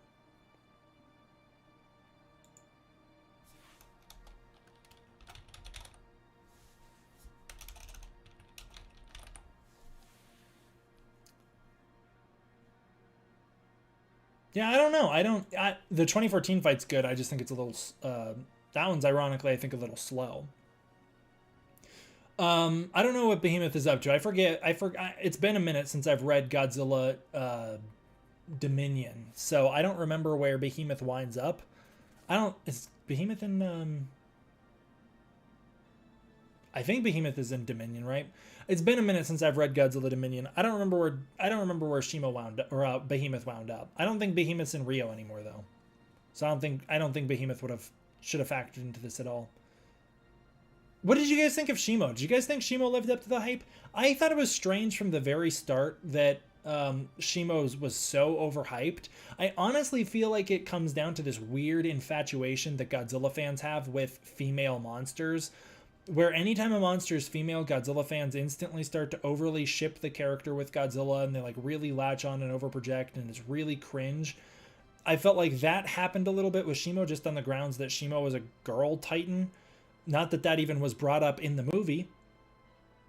Mother of Titans, my freaking ass. They don't address the lore of Shimo at fucking all. And then I feel like people really latched onto the design, which I do really like the design because it's a very Toho styled design. And I think the power of Shimo kicks ass, having a big frost monster. It's like the Frost Vark from Legacy of Monsters was a big standout just because it's a cool ass power to have, man. But Shimo didn't do nothing in this movie. I felt like she froze Kong's arm, and that was the only thing she accomplished. She never really stood a chance against Godzilla, didn't feel like. She should have been way more powerful. She should have kicked way more ass.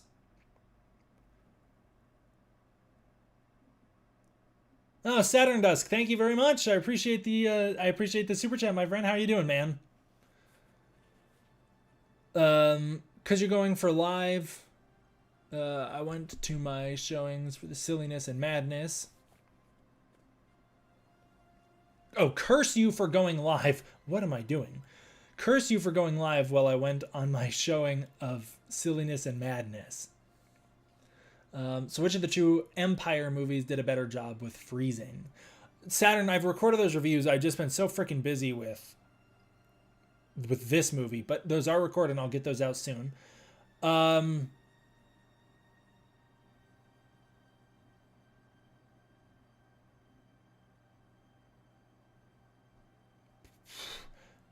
Very biasedly, I would say this movie, but I think Ghostbusters Frozen Empire was a similar case of two movies put into one movie.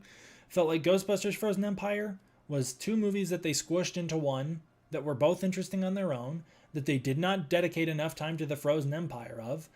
But I honestly, the freaking Frost Ghost in Frozen Empire, whose name I forget, Frost Ghost in Frozen Empire had more weight and intensity than Shimo did. I felt like Frost Ghost was a bigger threat than Shimo was. At least there's a moment where I was worried for some of the OG Ghostbusters in that movie.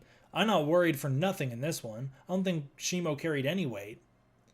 Alpha Dragon Wolf Warrior, thank you very much for the super chat, man. I hope you're doing better, and I'll catch up on this live stream later. Thank you so much for the super chat, man. I really appreciate that. And thank you. I am doing mostly better. The writers' strike did not have any impact on this movie, Stink. This movie was already well finished by the time the writers' strike happened.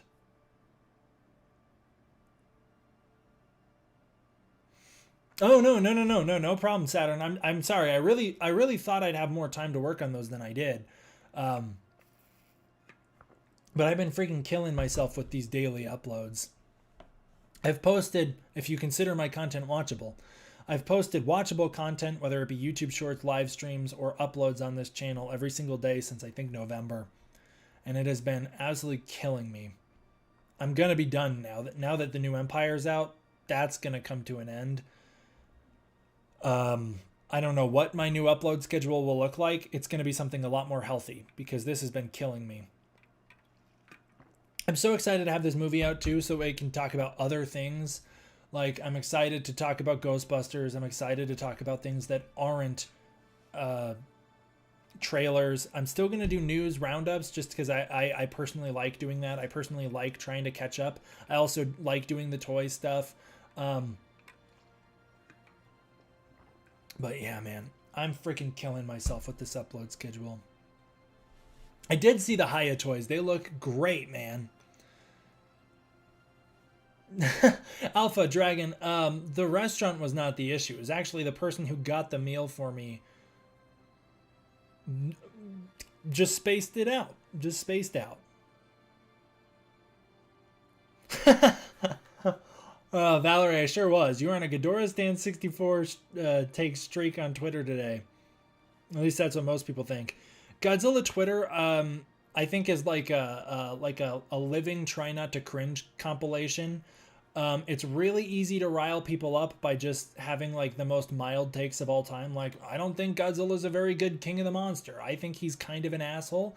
And I don't even think the filmmakers would disagree with me. I think Adam Wingard is fully aware that Godzilla's not the greatest guy. I think they moved away from the very noble Godzilla presented in King of the Monsters, and they've turned him into a big dumb idiot. And it's pretty easy to just make jokes about that and watch people lose their minds because they take these movies way too seriously on Twitter.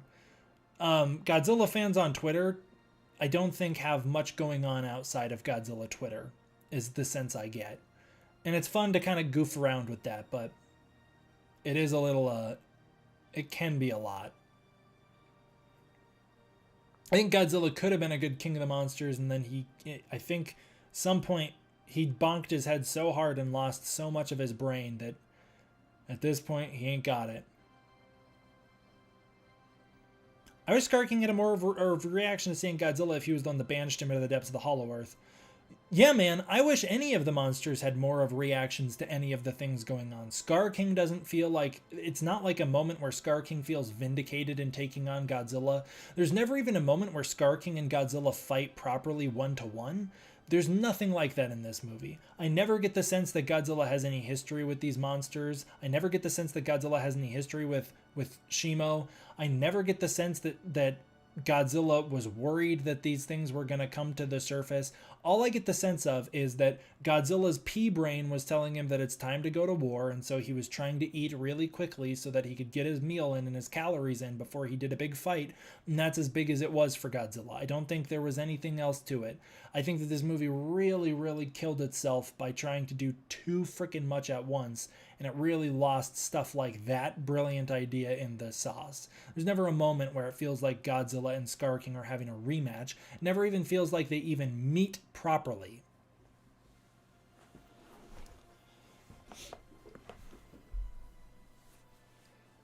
How do you guys where do you guys rank this one in terms of MonsterVerse?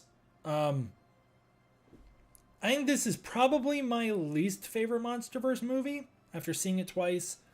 I have a really good time with it. I really liked my second watch.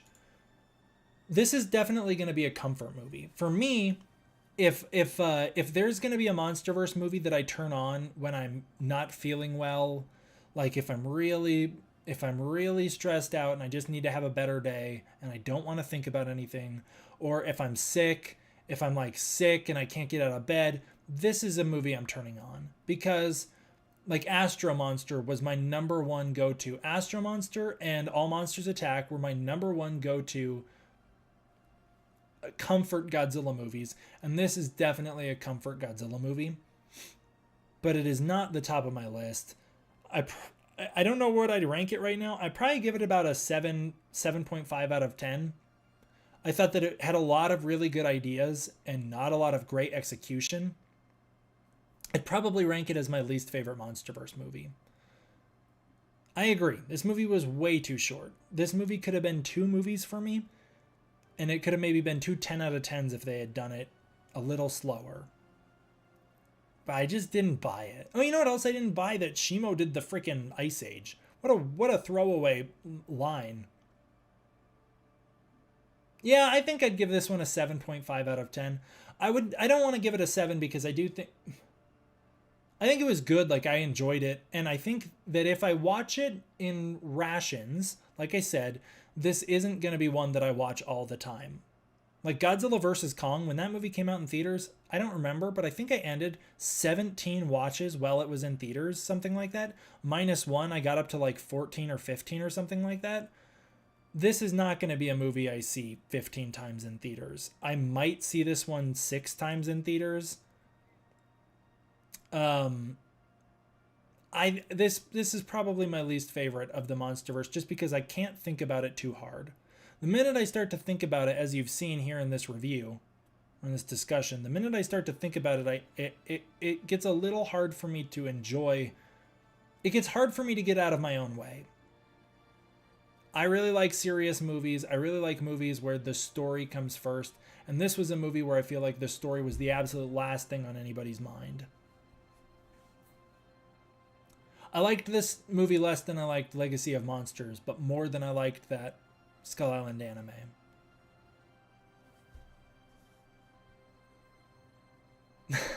Execute Order. There was never a moment in my mind when I thought that it would be Space Godzilla. The Monster That Swallowed a Star. I mean, shout out for them for bringing up comic continuity. Oh, you know what else? I'll add that to my list because that was something that I really loved about this movie.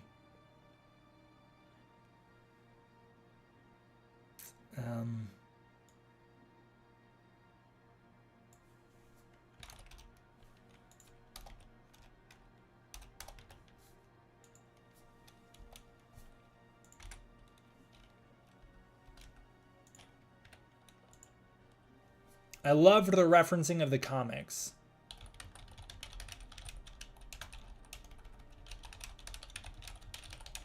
Like, very small references. The continuity's not very sturdy. Also, like, guys, while we're talking about the comics and while Godzilla Twitter is losing their freaking minds over me making some goofs about Godzilla today, while we're on that topic, in the comic, it's been a second since I read it, so maybe I'm wrong. Gotta give it a second reread. Maybe I'm wrong. But am I not mistaken in thinking that wasn't Sila awakened by the bad guy? Like, she's a total victim. She wasn't there to trespass on Godzilla's domain or to try and take his title of the king. She was just simply like trying to eat some food because she was hungry and she had been sleeping forever and she'd been woken up. And then Godzilla shows up and kicks her ass and kills her for no reason.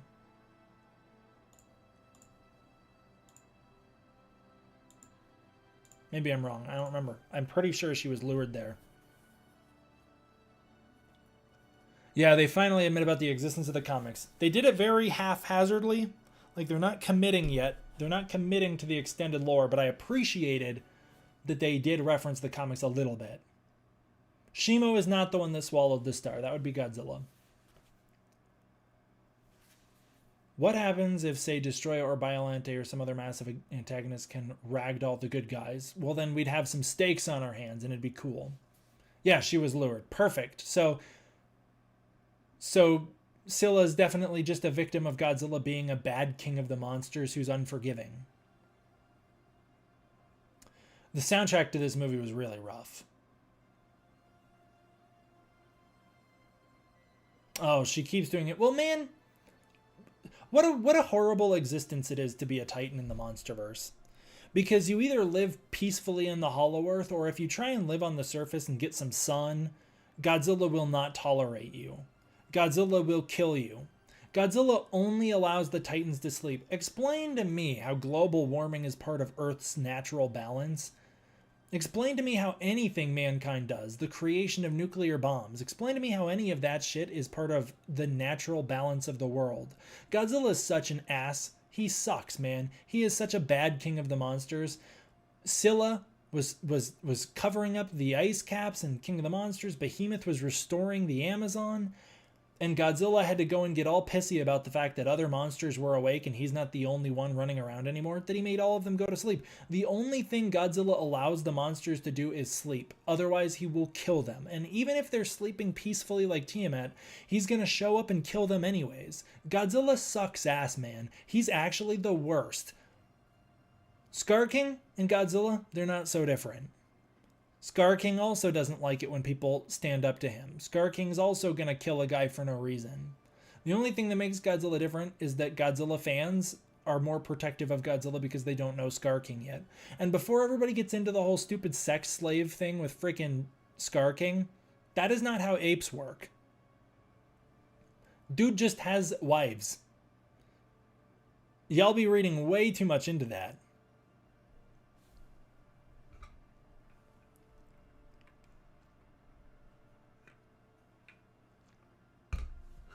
I agree. Godzilla's character radically altered from King of the Monsters to Godzilla's personality radically altered from King of the Monsters to Godzilla vs. Kong. I do not like it. Scar King did have Riz, man. You see the way he stands? He's got that kind of stance. He'll walk up to Kong and put his finger right in his mouth. Scar King's got Riz, man. But people on Twitter, they be freaking out over Scar King as this sex trafficker because they've got nothing better to do. Like I said, I think that a lot of the people saying that on Twitter, I think are people who don't really have much going on off Twitter, I would assume. Scar King just got that swag, man. He knows what's up. That zesty Riz. I agree, Rodriguez. Yes, there was a Mothra egg already discovered. Was the Mothra egg from King of the Monsters the same Mothra who showed up in this movie? Why was Mothra an adult right off the rip in this movie? When did she hatch? This movie did not care to answer any of those questions. How did Mothra spawn into thin goddamn air, man? I don't get it.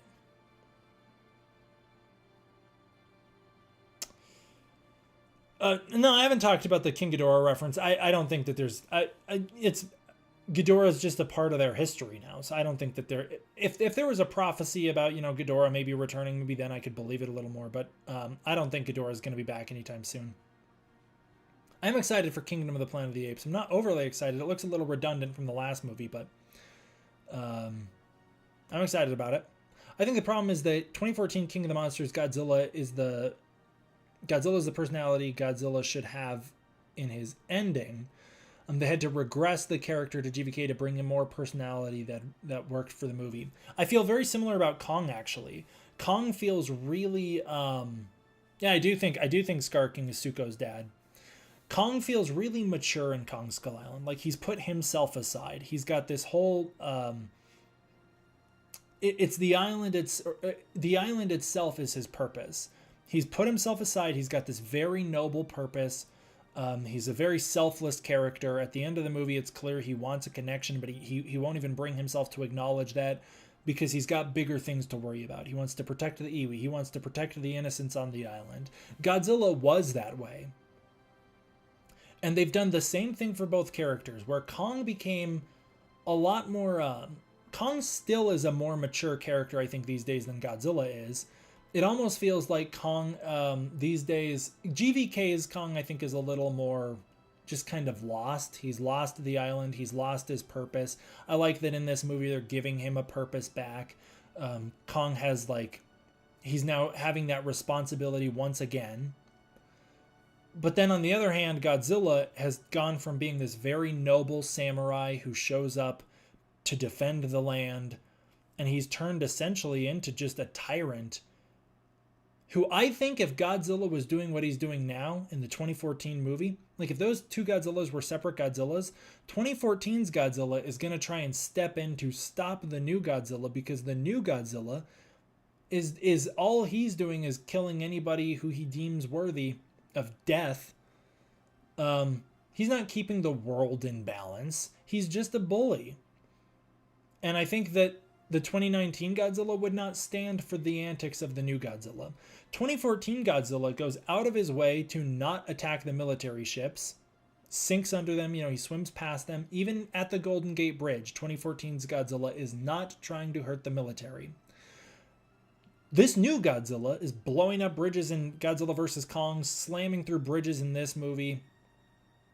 He's going full attack mode on the military, transporting Kong and GVK. I don't even know why he's worried about Kong. In GVK, it's not even like Kong's there to challenge his throne. Kong's sedated on a boat.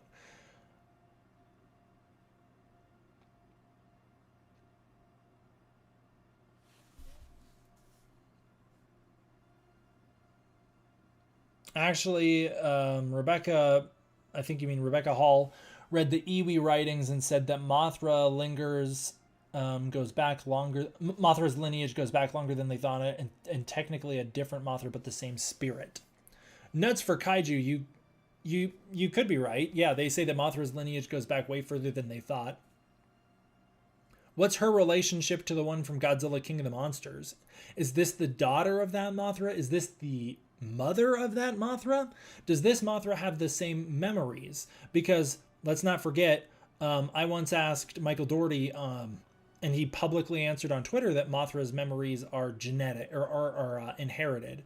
So Mothra, when she lays an egg, can pass down her memories, which is why when the egg hatches, the baby has the divine purpose and knows exactly what it's there for, because it's inheriting the memories of its mother. Is that the case for this Mothra? Is this the same Mothra that is this Mothra have the same memories of the one from King of the Monsters? I don't goddamn know, man. I don't think they thought about it.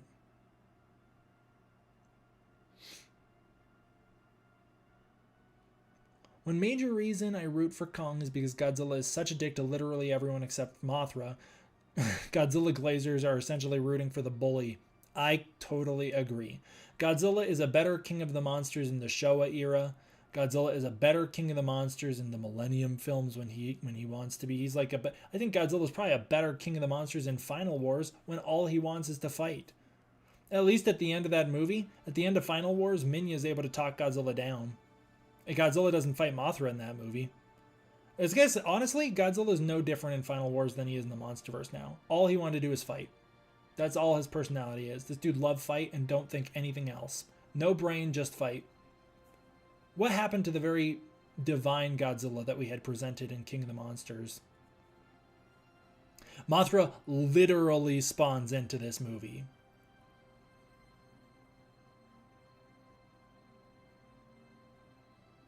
You think this Mothra has been older than the one in King of the Monsters since she was down to the Hollow Earth?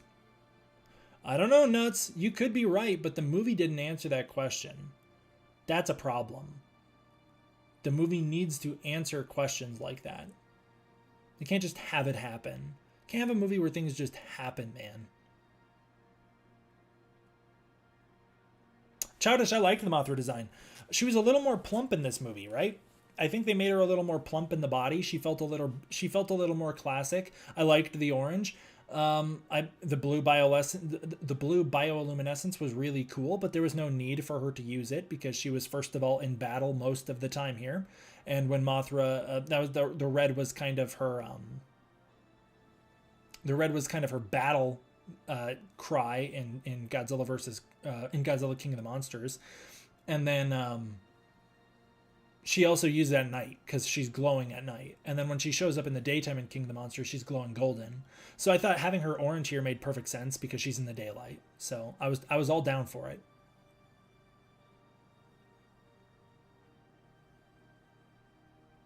What did you think of Kong? What do you think Kong would have? Do you think Kong would have beat Godzilla if he decided to keep pounding Godzilla in the face and not drag him by the tail? Well, we talked about that a little bit ago, B-Books, but I think it was pretty clear that Kong could have won that fight if he so chose.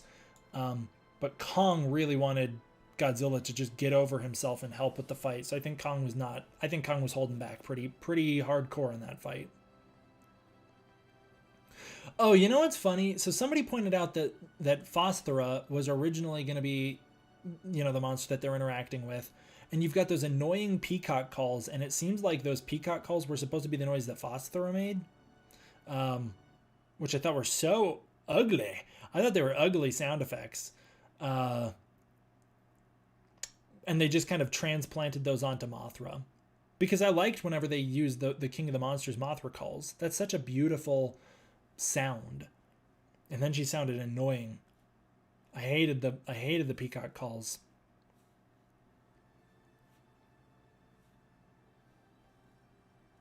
Honestly, the fact that Godzilla went out of the way to attack Kong after literally made it clear that he didn't want to fight him. And okay, so Spencer is saying that, which by the way, what's up, Spencer? How you doing? I've appreciated seeing you in this chat. Just haven't shouted you out yet.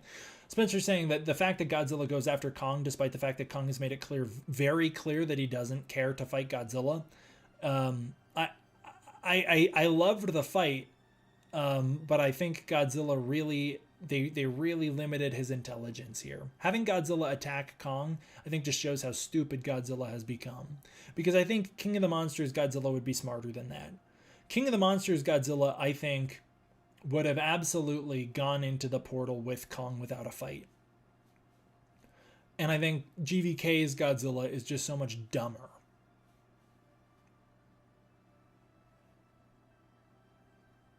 No, Mad Max. I don't think Godzilla deserves any respect after Godzilla vs. Kong.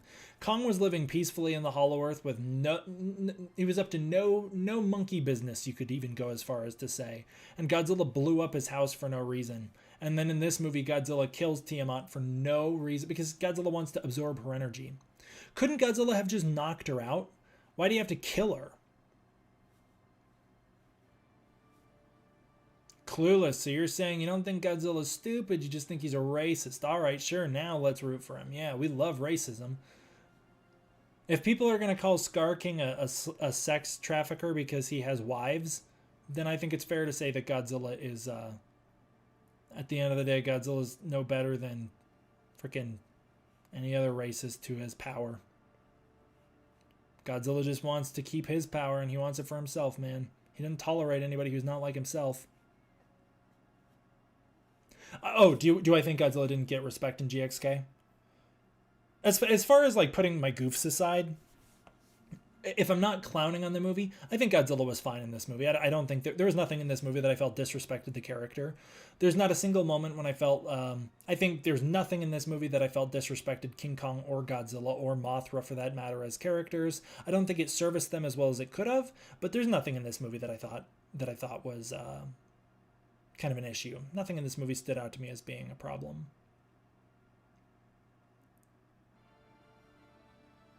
I think, yeah, Nick, I like all the stuff that Godzilla has to do. Anything Godzilla was up to, I found interesting. I just found the way Godzilla was doing it, I didn't think it was interesting the way Godzilla did it.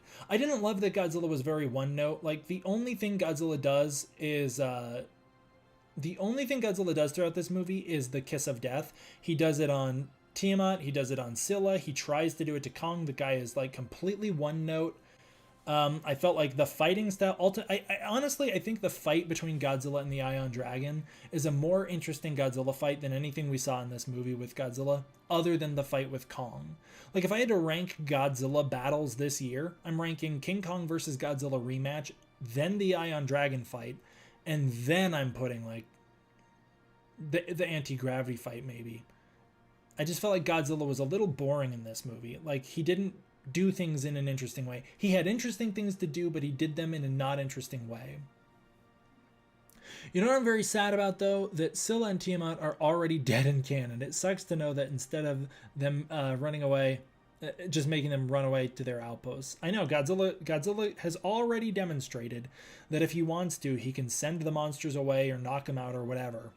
And instead, Godzilla, for no reason at all, kills them just so we could get some monster carnage, which is fun to see Godzilla kill some monsters. It's just sad that it was two of our fan faves. I love Sila, and I know a lot of fans love Tiamat, and it was sad to see them die. All right, take care, Spencer. Good night, man. Thank you very much. I'm not gonna keep up the grind that much longer, but we'll keep rolling with it.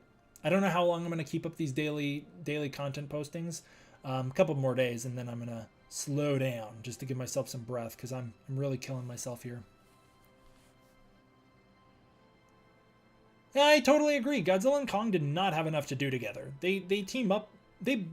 Nobody teams up with anybody in this movie. It really is just a free-for-all. Like, Godzilla and Shimo and Scar King were a better team than Godzilla and Kong and Mothra were.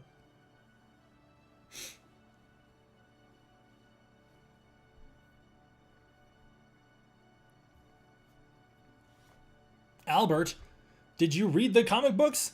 If you read the comics, then you know all Godzilla has to do is punch them a couple times and they'll start to run away. He didn't need to kill them.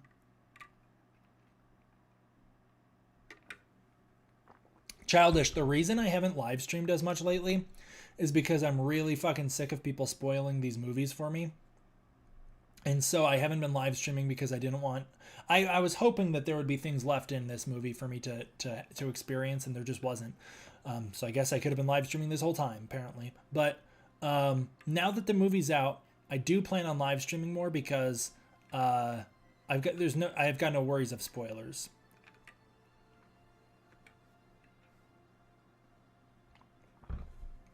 Nick, that one move where Kong throws Scar King into Godzilla was awesome.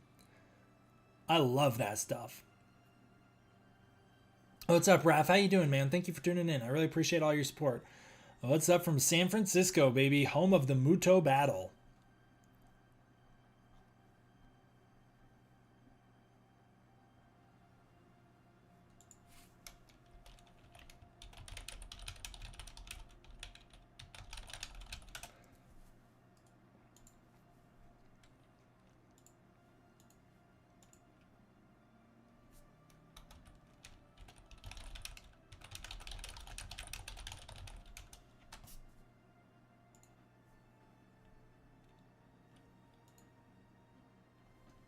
I'm trying to build out these lists here. I'm trying to keep some of my thoughts to myself so that I can still make a video where I talk about some of this stuff, and it's still kind of new. So far, I've got 10 things on my list of least favorites, and I've got 11 things on my list of favorites.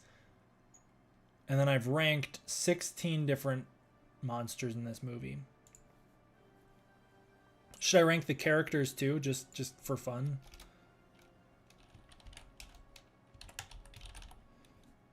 Let me rank the characters. There's only like 8 characters in this movie. We've got... Oh, thank you, God's Wolfman 2054. I really appreciate that, man. I really appreciate the super chat. How would you feel if in the next movie... how would you feel if the next movie is a Godzilla and Mothra movie? After all, they have teamed up in the past, but rarely interact in this universe. But... It almost made me put you on timeout. I don't want to put you on timeout.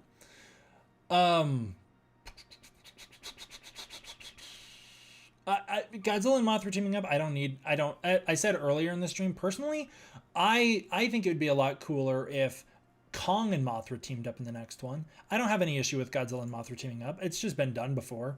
So it would just be more of the same. But having Kong and Mothra team up, now that could be cool.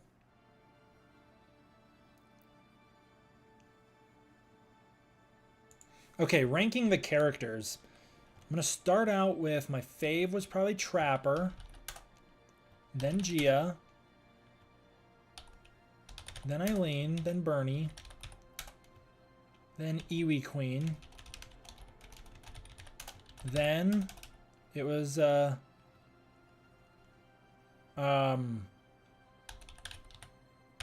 Mikhail. Then it was the new director. Am I missing any characters? There's only like 6 people in this entire movie. That's why the budget is so low, by the way. Is because they didn't have to really have big crews with a lot of actors, because most of this movie can be done without the actors. But did I miss any characters? What's the new director's name? There's a new Monarch director who has nothing to do in this movie. How do you feel about King Kong becoming the real king of his race and having Shimo be his pet while also having the Beast Glove and Axe?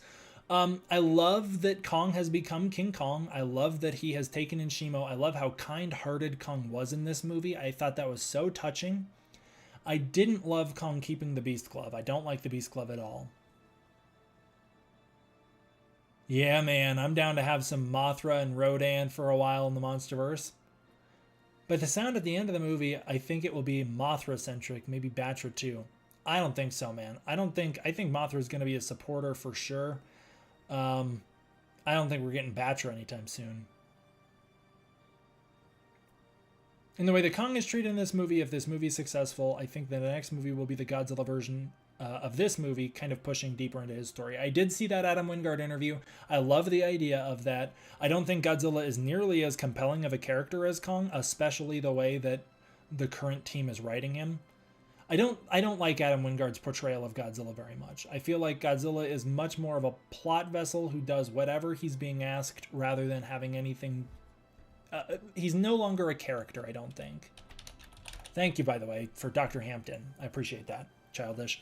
I don't think Godzilla is very much of a character anymore. I'm down to have a more Godzilla-centered story, and I'm all down if the next movie is more of a Godzilla-led thing where Kong gets to be the supporting, because Kong's story really does have a really nice wrap-up here. We don't really need to be revisiting Kong anytime soon. There's no rush. I'm all for waiting a little bit to get back to Kong. And so I'm all for getting more into Godzilla's story. I just think you got to do a lot of work to fix whatever's happened to Godzilla since King of the Monsters. And I just don't think Godzilla is very compelling even beyond that. Like, Godzilla is a character who, when you look at Godzilla movies, the Godzilla movies with the most Godzilla screen time are often the worst ones. Take a look at the Heisei era. You know, the reason that those movies don't hold up as well as maybe people would love is because they drag big time. The pacing is really one of the biggest issues with the entire series.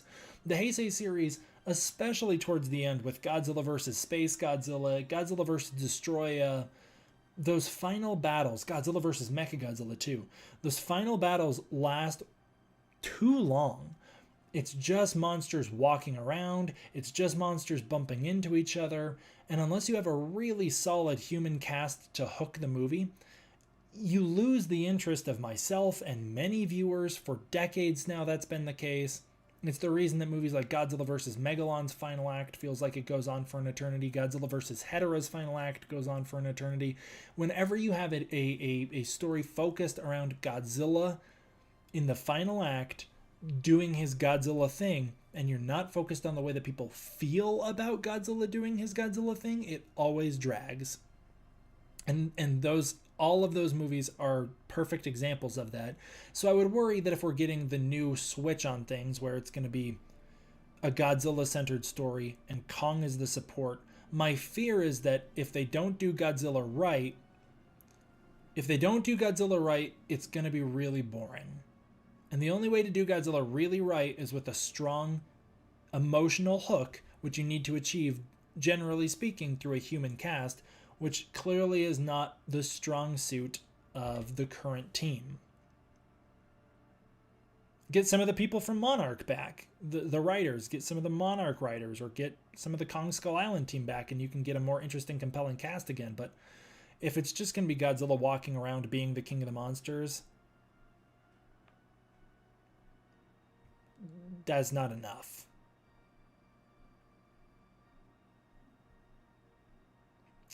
There's two interesting ideas you can take with Godzilla in this universe. Godzilla basically retires and humanity realizes the consequences of Godzilla not trying. Oh, that's a cool idea. Or Godzilla gets a son. I don't want Godzilla to get a son in the MonsterVerse. I think you can still have Godzilla being the king of the monsters. I just think that the difference is you amp up the the human retaliation to Godzilla in the form of they're creating weapons that can now injure him.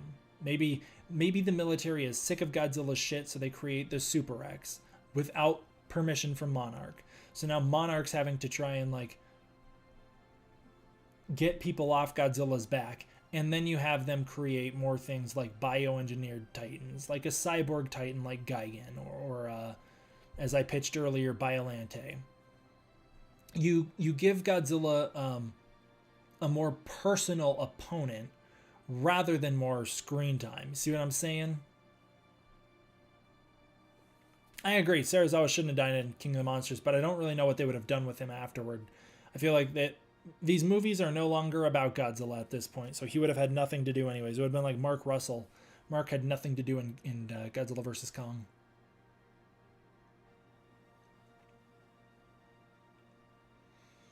Adam, that's not true. Toho is not restricting Godzilla from having a personality. It's just that they want his personality to be in a... Toho would prefer if Godzilla is treated a bit more mythical. He can still have a personality, as you see in GVK and GXK.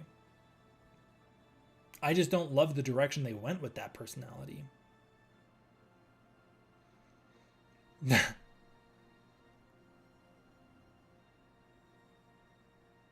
I could agree with that, Childish.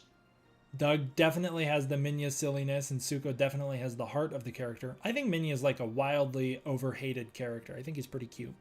Design-wise, I think design-wise, Minya is ugly. Same way I think design-wise, Suko is ugly. But characterization-wise, I think both characters work very well.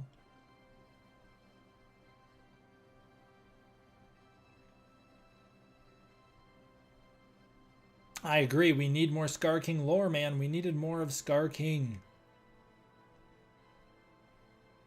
How do you feel about Adam also saying in the IGN interview that Kong's story is just the beginning and that his dynamic as being the king and leading an ape is very compelling for him?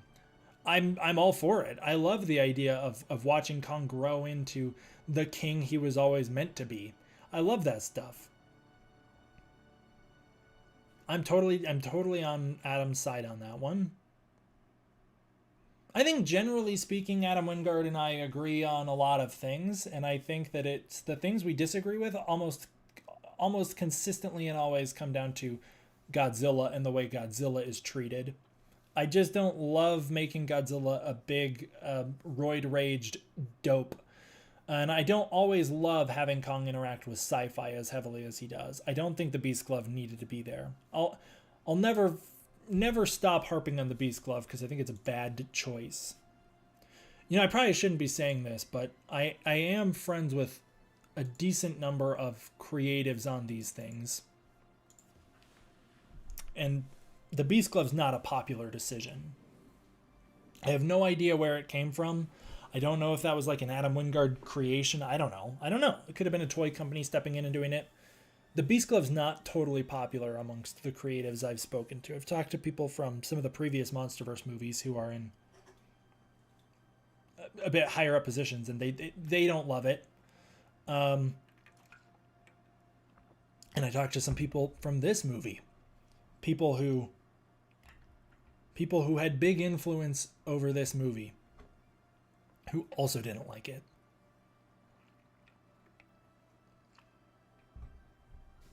I think for a lot of people, including myself, the Beast Glove was a line that was crossed that shouldn't have been. You know what I think is silly about the Beast Glove? So Trapper has that giant floating contraption. Technology in the MonsterVerse, by the way. What the hell? Where are we? They're so futuristic at times, but then also the world isn't developed at all. Monarch Legacy of Monsters showed a more natural progression of the world than anything else we've seen. Like with Monarch Legacy of Monsters showing the Titan Defense Force that was in Tokyo. That's more advanced than any of the world building we've seen in any of the cities in the MonsterVerse films so far. We go from the Argo Jet to Mechagodzilla to now this. it's just the technological leaps are a little too enormous for me.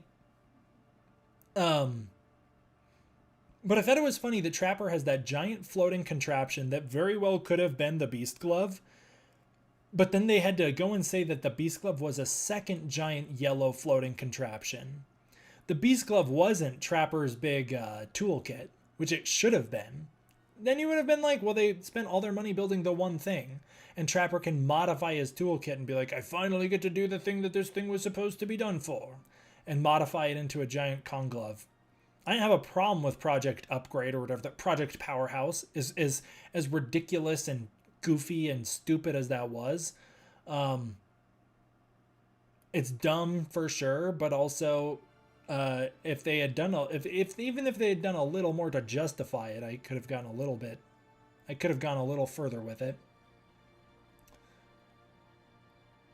I saw a tweet from one of Adam's friends of texts he sent asking him to give Kong a gauntlet. Well, there you go. I have no idea what you're talking about. I don't know what tweet you're talking about. I've not heard of that, but I do know that some of the people in the MonsterVerse world are not the biggest fans of the Beast Glove. Goji Pen, I don't know. I could see them killing Kong and kind of passing the torch to Zuko. You know, if Zuko's design looked a little more like Kong from Kong Skull Island, I could have very easily seen them killing Kong and giving the torch to Zuko as our lead. But given how big the monsters of the MonsterVerse are, and given how Zuko's really quite small compared to the MonsterVerse Titans, and given his design, and he just isn't a leading man type quality that Kong has, I don't think they're going to kill Kong. I do know that in every first draft, Kong dies. I believe in the first draft of Kong Skull Island, he died. In the first draft of Godzilla vs. Kong, Kong died. And in the first draft of Son of Kong, Kong died. And I'm very glad that that all changed. I agree, Ultra. I hope Monarch Season 2 does a lot of the groundwork to help build out the jumps from one point to the next in the MonsterVerse. I just saw someone point out on Reddit, but the blueprints for the Beast Glove look like Gypsy Danger's arm. I thought that was a very obvious Gypsy Danger reference. The way that they showed, like, that whole part where they're showing or I guess Pacific Rim reference, I should say. The whole part where they're showing, like, the blueprints on the table and the glove on the table, it reminded me of the scene at the start of Pacific Rim where they've got, like, the guy in the suit and he clamps his arm, and then behind him the giant Jaeger hand closes its fist. It felt very similar to that to me. I think that felt like a clear reference to me. Which means we're getting one step closer to putting King Kong in a robot suit, which if you watched or if you know of the German titling and referencing in Godzilla vs. Megalon, referencing Jet Jaguar as King Kong in a robot suit, we're getting one step closer to that. I think I would have liked the Beast Glove more if they didn't make it so GD ugly. All right, good night, man. Good night, Shepard. Have a good one. I did see the Pacific Rim Easter egg ghost. That was awesome. You know what? I think I would have liked the Beast Glove more if it looked a little more, if it fit the aesthetic of this world a little better. Like if the Beast Glove was a retooled Mechagodzilla arm. So it had the kind of the Mechagodzilla fist, and it would do those electric punches that Mechagodzilla would do, which it sort of did, but it didn't really use it very well. That would have been a little, and if it was silver, like I think making it yellow is so ugly. It's clearly, because when you see this shelf, I have hidden the Beast Glove on all of the Kong figures. If you can't tell, like this Kong is the GVK one, GXK, and I've hidden the Beast Glove behind the GVK Kong. Up here, I have my GXK Kong rotated so that the Beast Glove is hidden. It's clearly so that it can stand out on a shelf. And I get it, Childish saying, I get that it looks like construction yellow. I think it looks so ugly and distracting.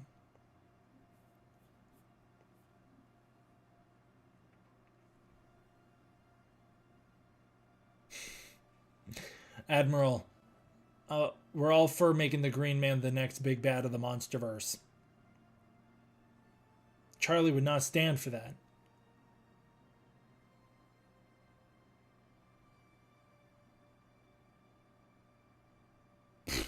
No, I don't have any first draft info. Like I said, as far as I'm aware, and maybe I'm wrong, but as far as I'm aware, in the first draft, Kong died. Well, I know that this was 2 movies. I know that this was 2 separate pitches. I know that Son of Kong was a separate pitch. There was a different Godzilla pitch, which I don't really know much about, other than I know that the title of it. But I know that there was a different Godzilla pitch. There was a Son of Kong was going to be a one-off. From what I've heard, which could be wrong, Kong, I think, was supposed to die. From what I've heard, which could be wrong, when they turned it into GXK, it was originally Mothra, who they didn't get the money for, so it became Mothra, and then eventually that became Mothra again after the test screenings. I don't have anything else other than that. And I could be wrong. That's what I've been told offhand. I've seen some concept art from this movie a long time ago.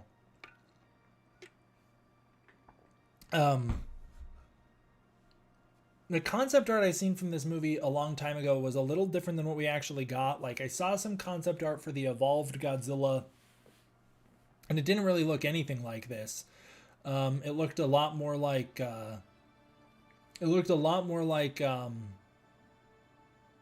just regular Godzilla, but the spines were like flesh. They were like red and flesh. I saw that art. And then I was shown some art of a while ago. I got sent art which has leaked. This art has leaked of Kong fighting Shimo on top of the pyramid, and Kong has the axe strapped to his back in the art that I saw. Like he could sheath it on his back.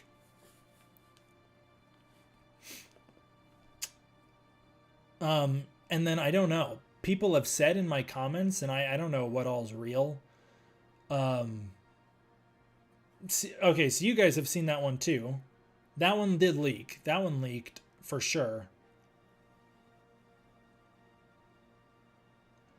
Cujo, when I was shown that by somebody someone who was a little too excited to talk about the movie and was saying more than they should have. When I was sent that, it was before it leaked. If it was a leak and this person fell for it, that's really hilarious, because this person is a lot more involved in the movie than any of us, and this person knew about everything in this movie. So if they sent this to me and it was somehow not from the movie, that would be very funny. But I've been under the impression that one was real.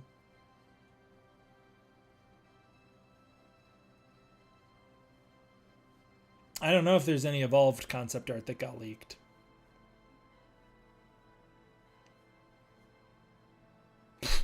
That's chance. I mean, kind of a little bit. Yes, Gigan. I don't remember Anguirus, but there is Gigan concept art from King of the Monsters. But it was a placeholder. It was just a placeholder. It was never supposed to be in the movie.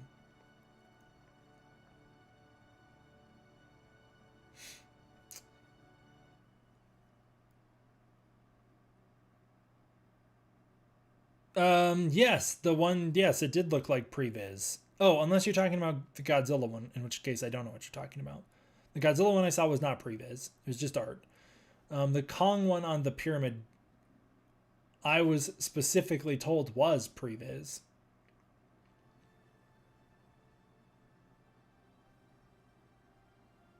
Oh, you tagged me in the Beast Glove tweet? Alright, let me open up the freaking cesspool. Dive on into X for a second.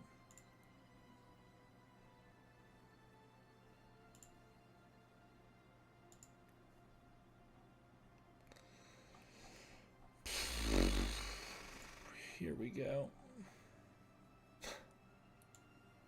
Okay, I see. Jason.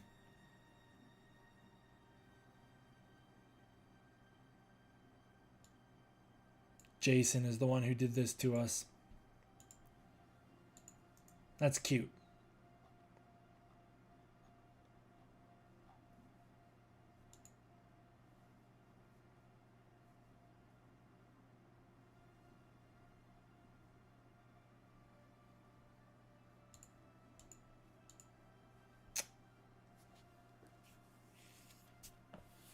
All right.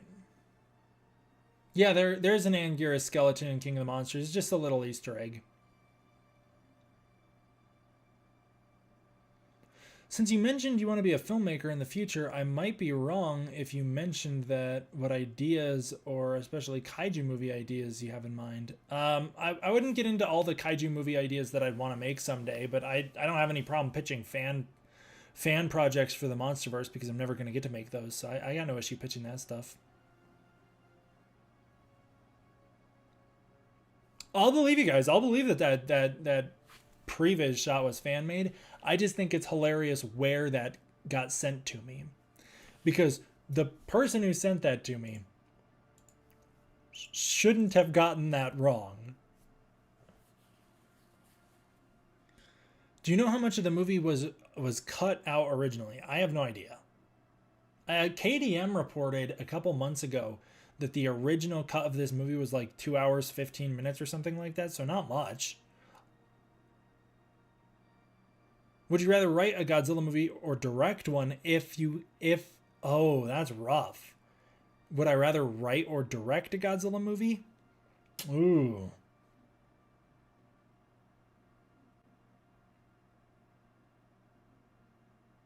Because if I write one, it could be passed off to a director who totally doesn't do it the way I want.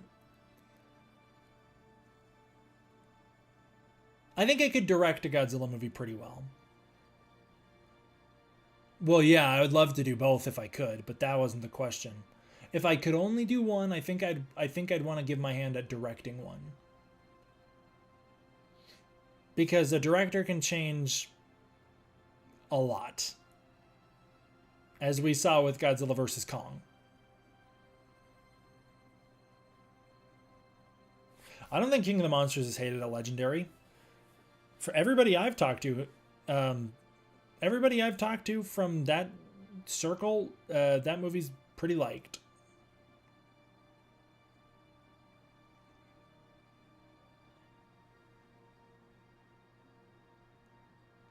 Yeah, this movie didn't have big reshoots. Like Godzilla vs. Kong really didn't have that many big reshoots either. Surprisingly, is because they were reshooting as they were filming it in the first place. But as far as I'm aware, this movie didn't have big reshoots. Yeah, I don't know, man. I'm not really into the idea of getting space monsters all up in here. I just think that's a little too much.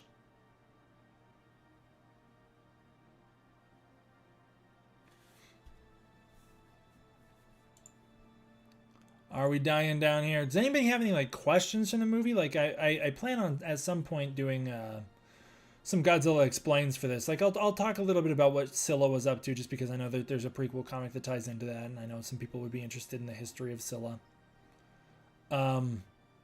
Like I said, I'm going to be doing my favorite moments, my least favorite moments, and then I'll rank all the characters in the kaiju. Oh, you just got back from the theaters and it was insane. I'm glad you saw it, Zilla. I hope you had a good time, man. But is there anything like in here that you're like, man, I'd love to hear an explained video on that, because I could try and dive into that stuff. It's kind of hard for me to engage in the MonsterVerse lore these days just because it's constantly changing. I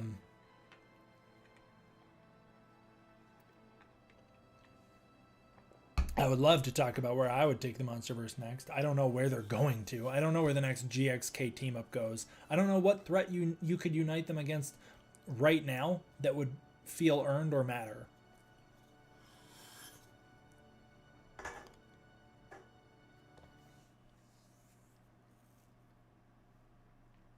ZG, that at least does have an explanation.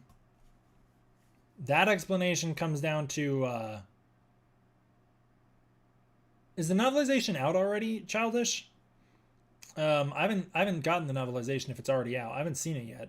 I was in stores yesterday looking for it and I didn't see it yet. If Shimo froze Ghidorah, I don't love that because that totally retcons some of the other stuff, but Yeah. No, the movie doesn't explain why the apes were moving the rocks. They were just moving them. The apes were just moving the rocks, and that was that. Um, the reason that there was apes on Skull Island is because the apes that Scar King ruled over was not the same apes that Godzilla was originally at war with.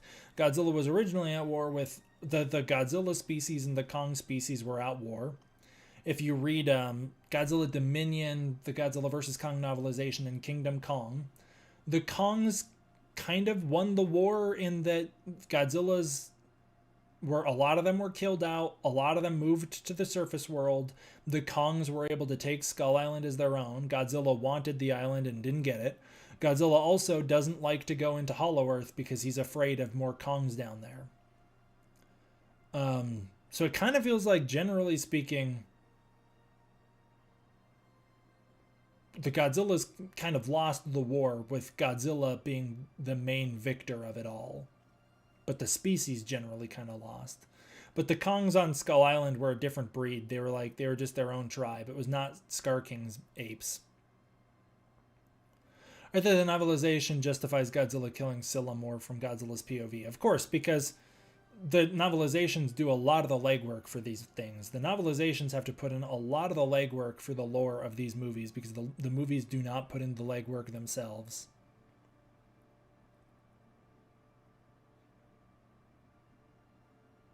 Who is the ape that Scar King? Who is the ape that Scar King was that Suko mother or caretaker?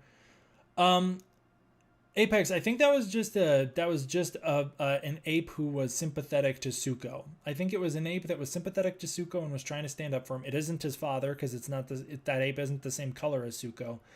And I think it was just an elder ape who was trying to look out for Suko. As not all of the apes were bad.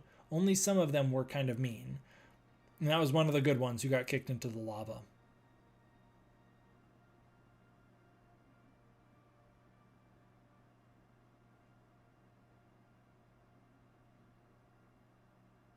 Do you like Scar King death scene, or would you change it? I would keep Scar King alive. I also didn't think they did a very good job showing Scar King's death. It was mostly off screen. Like, we saw chunks of blood go through the air, but we didn't even see Kong shatter him. I thought it was very underwhelming. I don't think it was his mother. That looked like a male ape. That did not look like a female ape. That looked like a male ape that got kicked into the lava.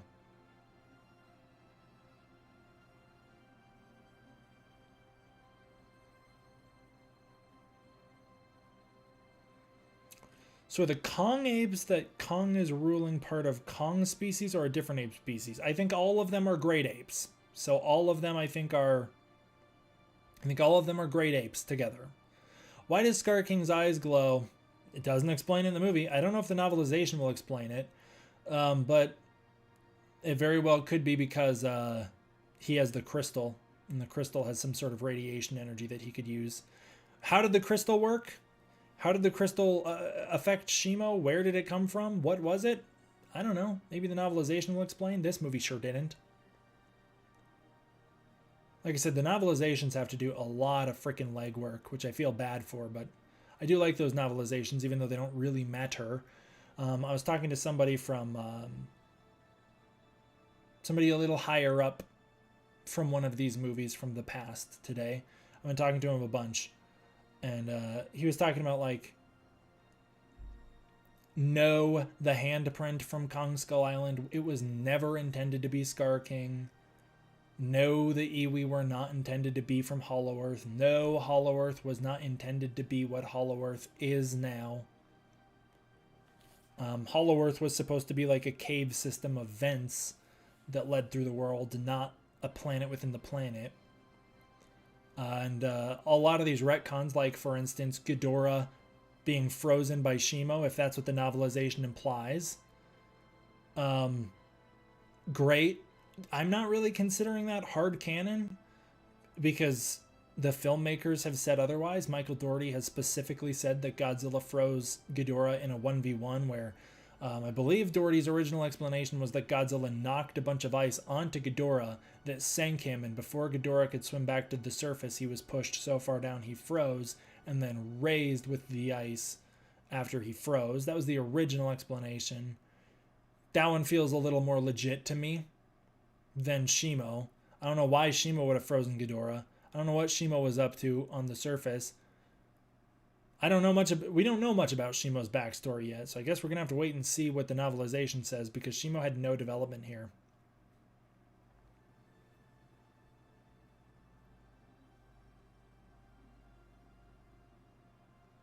There is no Earth core in the MonsterVerse. There's no core in the center of the Earth.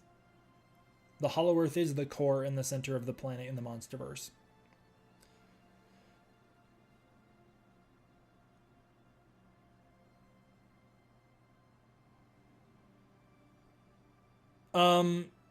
The scene where the ape warns Scar King about Kong and the surface and the big rip in the wall, I thought that was I liked it. I think they could have been a little more subtle with the movements, so it was a little left humanize them a little less, but I did like the scene. I liked that you could clearly understand what the kaiju were communicating without dialogue. I really appreciated that. Saturn Dusk, I sure hope so, man. I would love to see them go back to Japan in one of these movies and do a big battle there. I'd love to see Godzilla, the MonsterVerse Godzilla, just rampage through Tokyo fighting another monster. I completely agree, Jurassic. I never understood the Shimo hype, and I think that Shimo did not live up to the hype. I think the Shimo has a lot of potential too, though. So I'm down to see Shimo back. You talk to somebody who read the GXK script, at least from this movie it was supposed to be intended.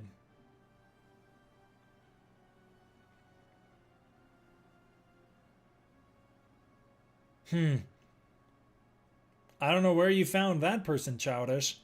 I guess we'll see what makes it into the novelization. I did love Scar King laughing. I loved that stuff. And I loved Tiamat being pink too. Yes, I thought Tiamat being pink was great. What's up, Yang? How you doing, man? Yang? I don't know if I said your name right. Thank you for tuning in from Tijuana. I was just watching one of your videos on Rodan's Awakening, and man, this movie had nothing on that level. Well, I appreciate you checking that video out. I'm very proud of that video. I want to do more videos appreciating the MonsterVerse like that, because there's a lot of scenes in the MonsterVerse that I really appreciate. Ultimate, so this is something that I don't want to get too much into. I'm going to be pretty vague here, but the reason that they didn't do a post-credit scene for this movie is because they didn't entirely know what direction the MonsterVerse is going to head next. It's not a question of if the MonsterVerse will continue, it is a question of how it will continue. And the box office on this movie is going to determine that. And based on how things are going right now, I think we're going to be getting a third Adam Wingard movie, and they're going to go more in line with this campy, goofy kind of stuff. It's not a matter of if they continue, it's a matter of how. And the reason that there's no post-credit scene is because I don't think they knew where they were going to get to go next. I know, Tiamat got done freaking dirty, man. Yes, I do think that Manda was a big inspo for Tiamat.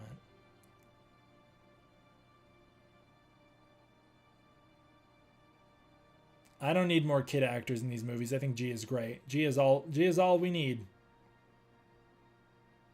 I don't think the Mothra egg is going to come back. I think it's been thrown away. I think it's been completely lost. Mothra's back now, so there's no need to bring her egg back. I don't think they're going to touch that again. I think she's just going to be back.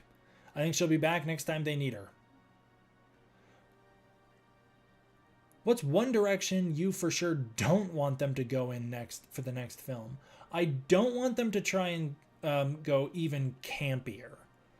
I don't want them to go even campier.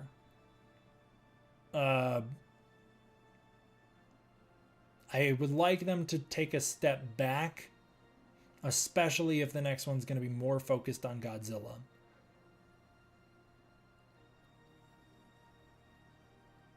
I would like them to even step back to where GVK was at this point.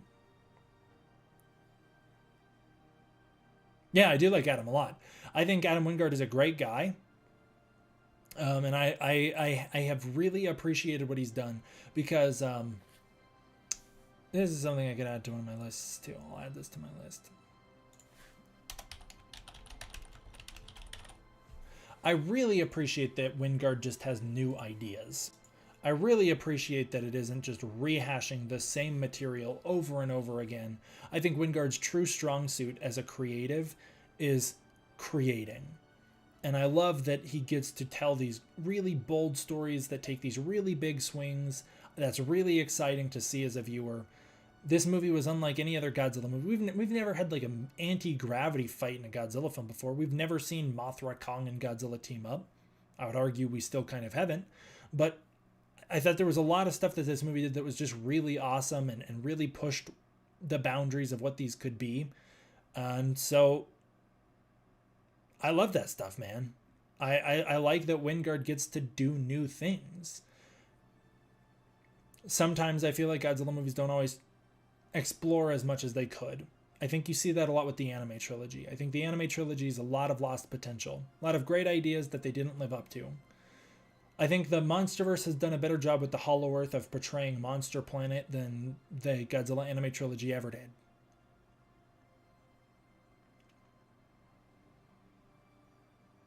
Yeah, the shot of Godzilla, Mothra, and Kong in Egypt was incredible.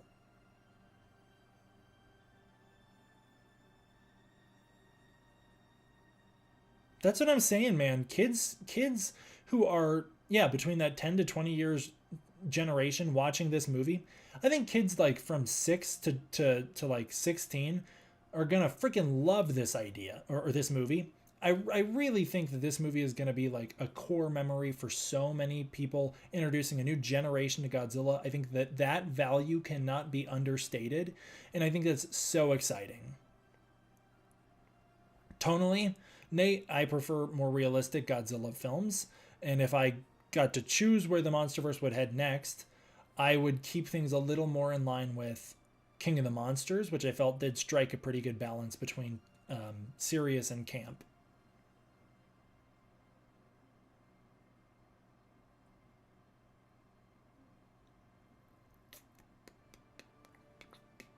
If you could talk to Adam, what would you tell him? I wouldn't give Adam Wingard advice on what he can improve. Adam Wingard is a filmmaker well beyond my level. I don't know if I will ever get to make a movie as big or grand or competent as his films. I would have no. I have talked to Adam Wingard on a number of occasions, and I never one time felt the need to give him advice on how to make a movie. The guy knows how to make a movie. He knows how to deliver. He knows how to give us a crowd pleaser, and he knows how to leave people entertained and happy. And I don't know if I will ever be able to do any of that as a filmmaker. So, I mean, I would never give. There would never be any advice I'd want to give any of the MonsterVerse filmmakers, other than keep going, because I'd love to see more.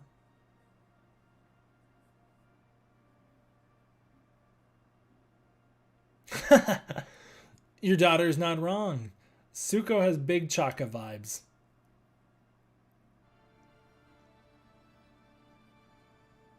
I think Michael Dougherty bit off a bit more than he could chew, unfortunately, which led to what happened with that movie, which is a shame because I love it. Yeah, I don't know too much about the BTS drama on that film. All I know is that Dougherty was really stressed out with it, and from what I've heard, it sounds like it was just a lot of studio interference, and he had to take a lot of the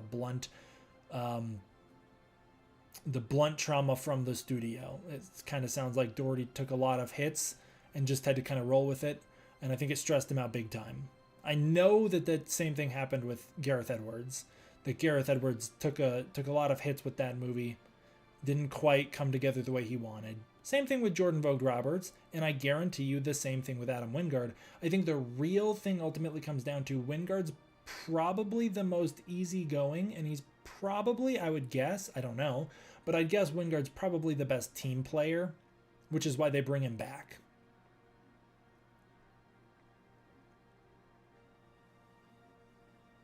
One thing we don't necessarily know what all has been dictated to Wingard to make the movies either, so man, I don't even know if I read that right.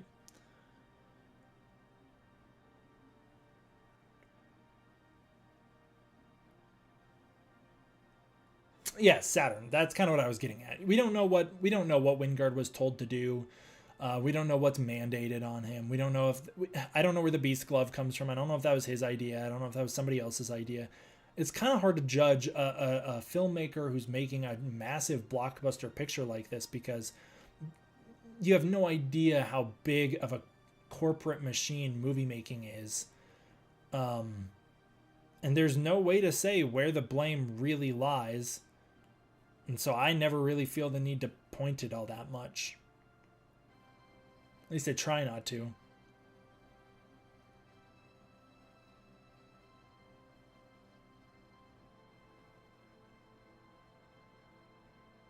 I thought the zero gravity fight, I thought was pretty cool.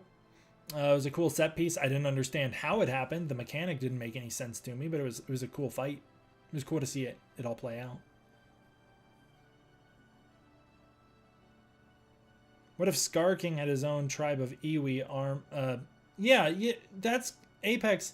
KDM teased that Scar King was gonna have an Iwi army of his own, and that didn't ever happen in the movie. So I don't know if earlier in the script drafts that there was an evil Iwi and stuff.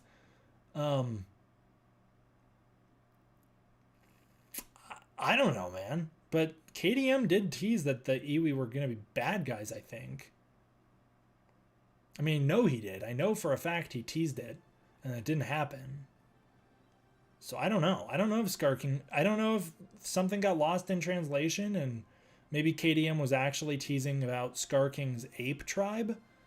But I'm pretty sure he teased that it would be Iwi.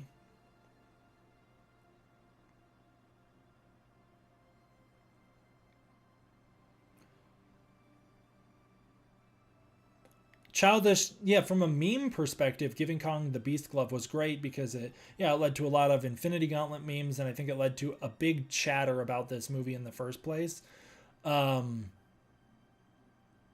I agree. From a marketing standpoint, it got a lot of people to talk about the movie, so it worked. It also makes the toys stand out, and they are instantly recognizable and iconic from this movie. So I would fully believe that they feel that this absolutely paid off. It was too much for me. I didn't like it. I appreciate that. Titan, Truth, and Demon are the only two good sources for Kaiju news. I agree.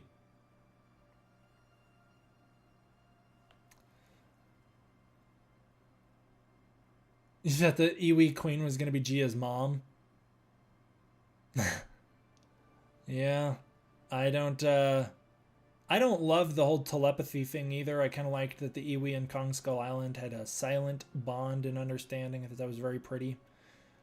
Don't love the psychic of it all. It's a little much.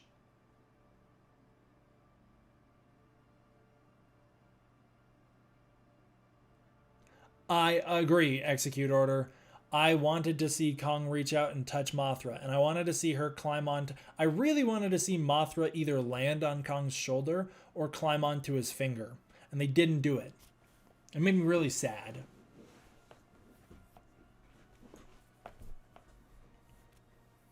You know what we need for the next MonsterVerse movie? If I could do one thing in the next MonsterVerse movie, is to give me a cameo as Ghidorah Stan 69 or whatever he's called. Oh, 64. It was because it was a Ghidorah reference. I got it. I knew it in the theater too. I just said it wrong. But get me in as Ghidorah Stan 64. I would love to do a cameo trolling Bernie's blog. Childish, what are you talking about? What are you talking about? Kong's bird? Are you talking about from that very non-canon cartoon that has nothing to do with these movies?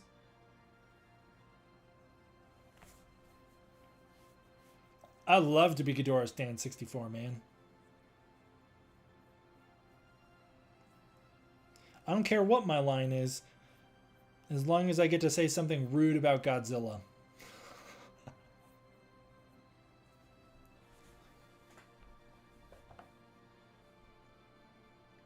Behemoth? No. I've never heard anything about Behemoth in this movie.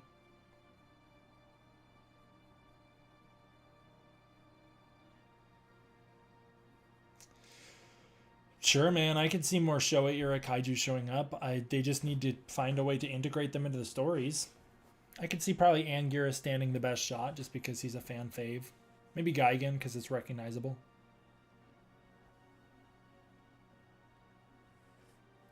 Yeah, I don't know. The fact that Zuko is taller than Kong in Kong Skull Island, that factored into this movie never once. Zuko's on screen with humans like one single shot in this entire movie. I thought that they really didn't portray scale very well in this film. I never got a sense of how big the creatures were, ever. You think Destroy All Monsters is the real grand finale of the MonsterVerse? I'm all for that. I'd be fully into that.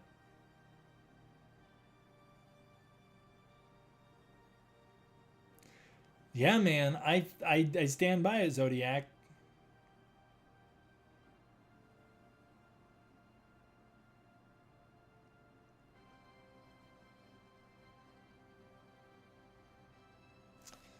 Um,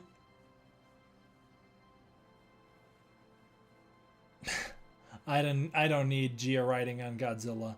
Oh, you know one really small thing that I really loved?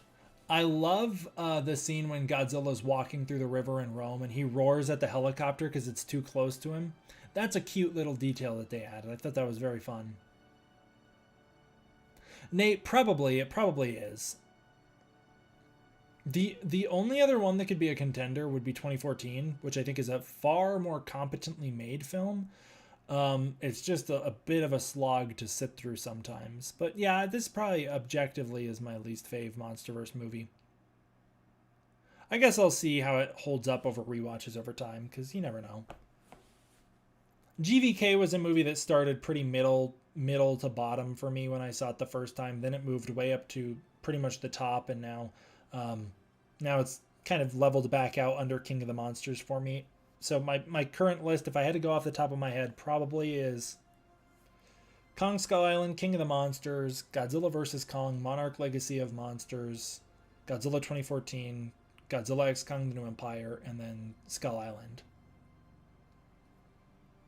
Probably my list.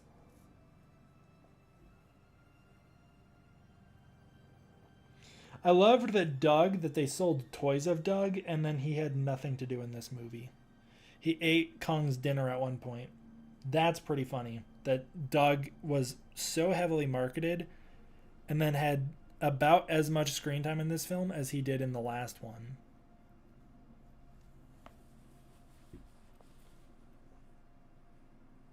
Oh, I don't think Doug needs to grow. Guys, the Titans of the Monsterverse are like hundreds of years old. Their lifespans are very slow. Doug's not going to grow big anytime soon.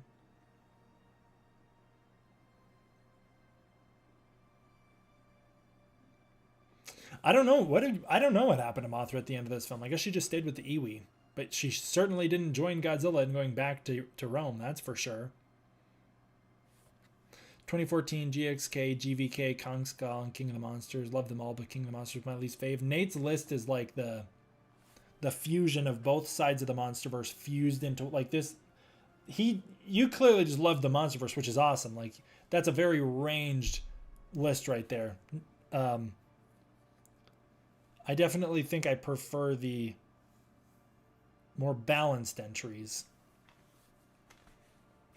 Toy listings and target system, etc., have listed Zuko and Wart Dogs. Zuko with Wart Dogs, so something changed somewhere. Oh, okay. Well, I'm glad that they did the opposite.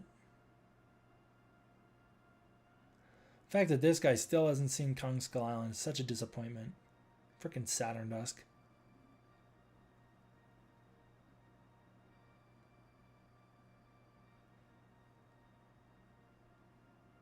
This guy's list goes GXK, nice. He loves it. Kong Skull Island, Godzilla vs. Kong, King of the Monsters 2014. It's a pretty fair list. That feels like a putting your best action foot forward kind of list, which I like.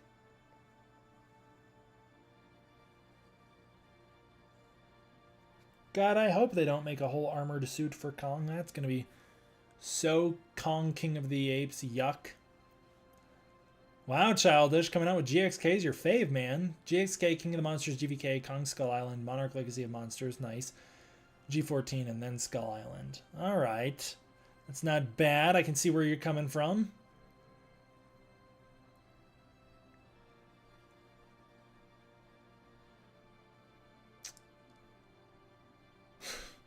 You better, man. You better. Watch that freaking movie. It's a good one.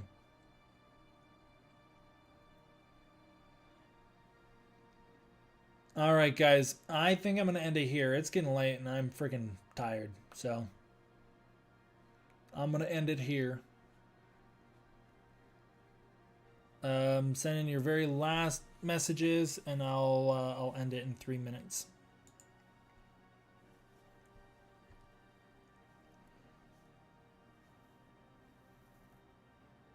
I still think 2014 and Skull Island are definitely the best crafted films. King of the Monsters is great, but it's too much substance for its own good. I agree. They're trying to do too much in that movie as well. And GVK and GXK are just dumb fun.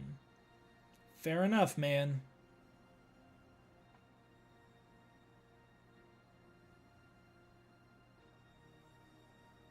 Rodan would be awesome to see again. Maybe he could do a team up or something. I agree. I would love to see more Rodan back.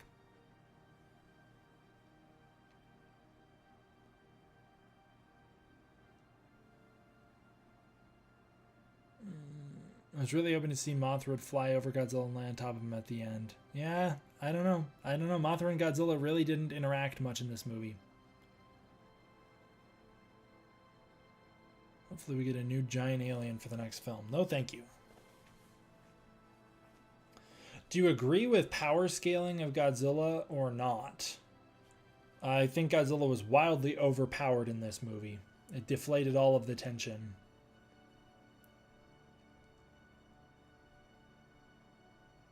We'll do Apex. You got good taste there.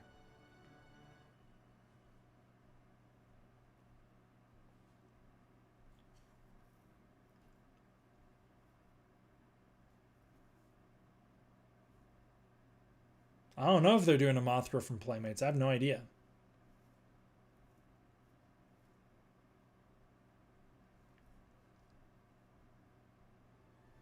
Alright, guys. I think I'm going to end it here.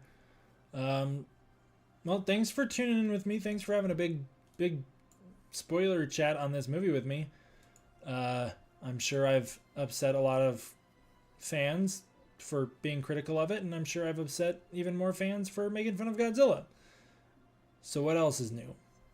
All right, thank you guys all for watching. I'm glad that it seems like generally I think I'm on pretty much the same page as most people here, which is that the movie was pretty enjoyable, but kind of falls apart and can poke holes into it pretty easily. But thank you guys all for watching. I had a good time with you. I hope you all enjoy, and I will see you guys next time for the next one. So see you there, D-Man. Out.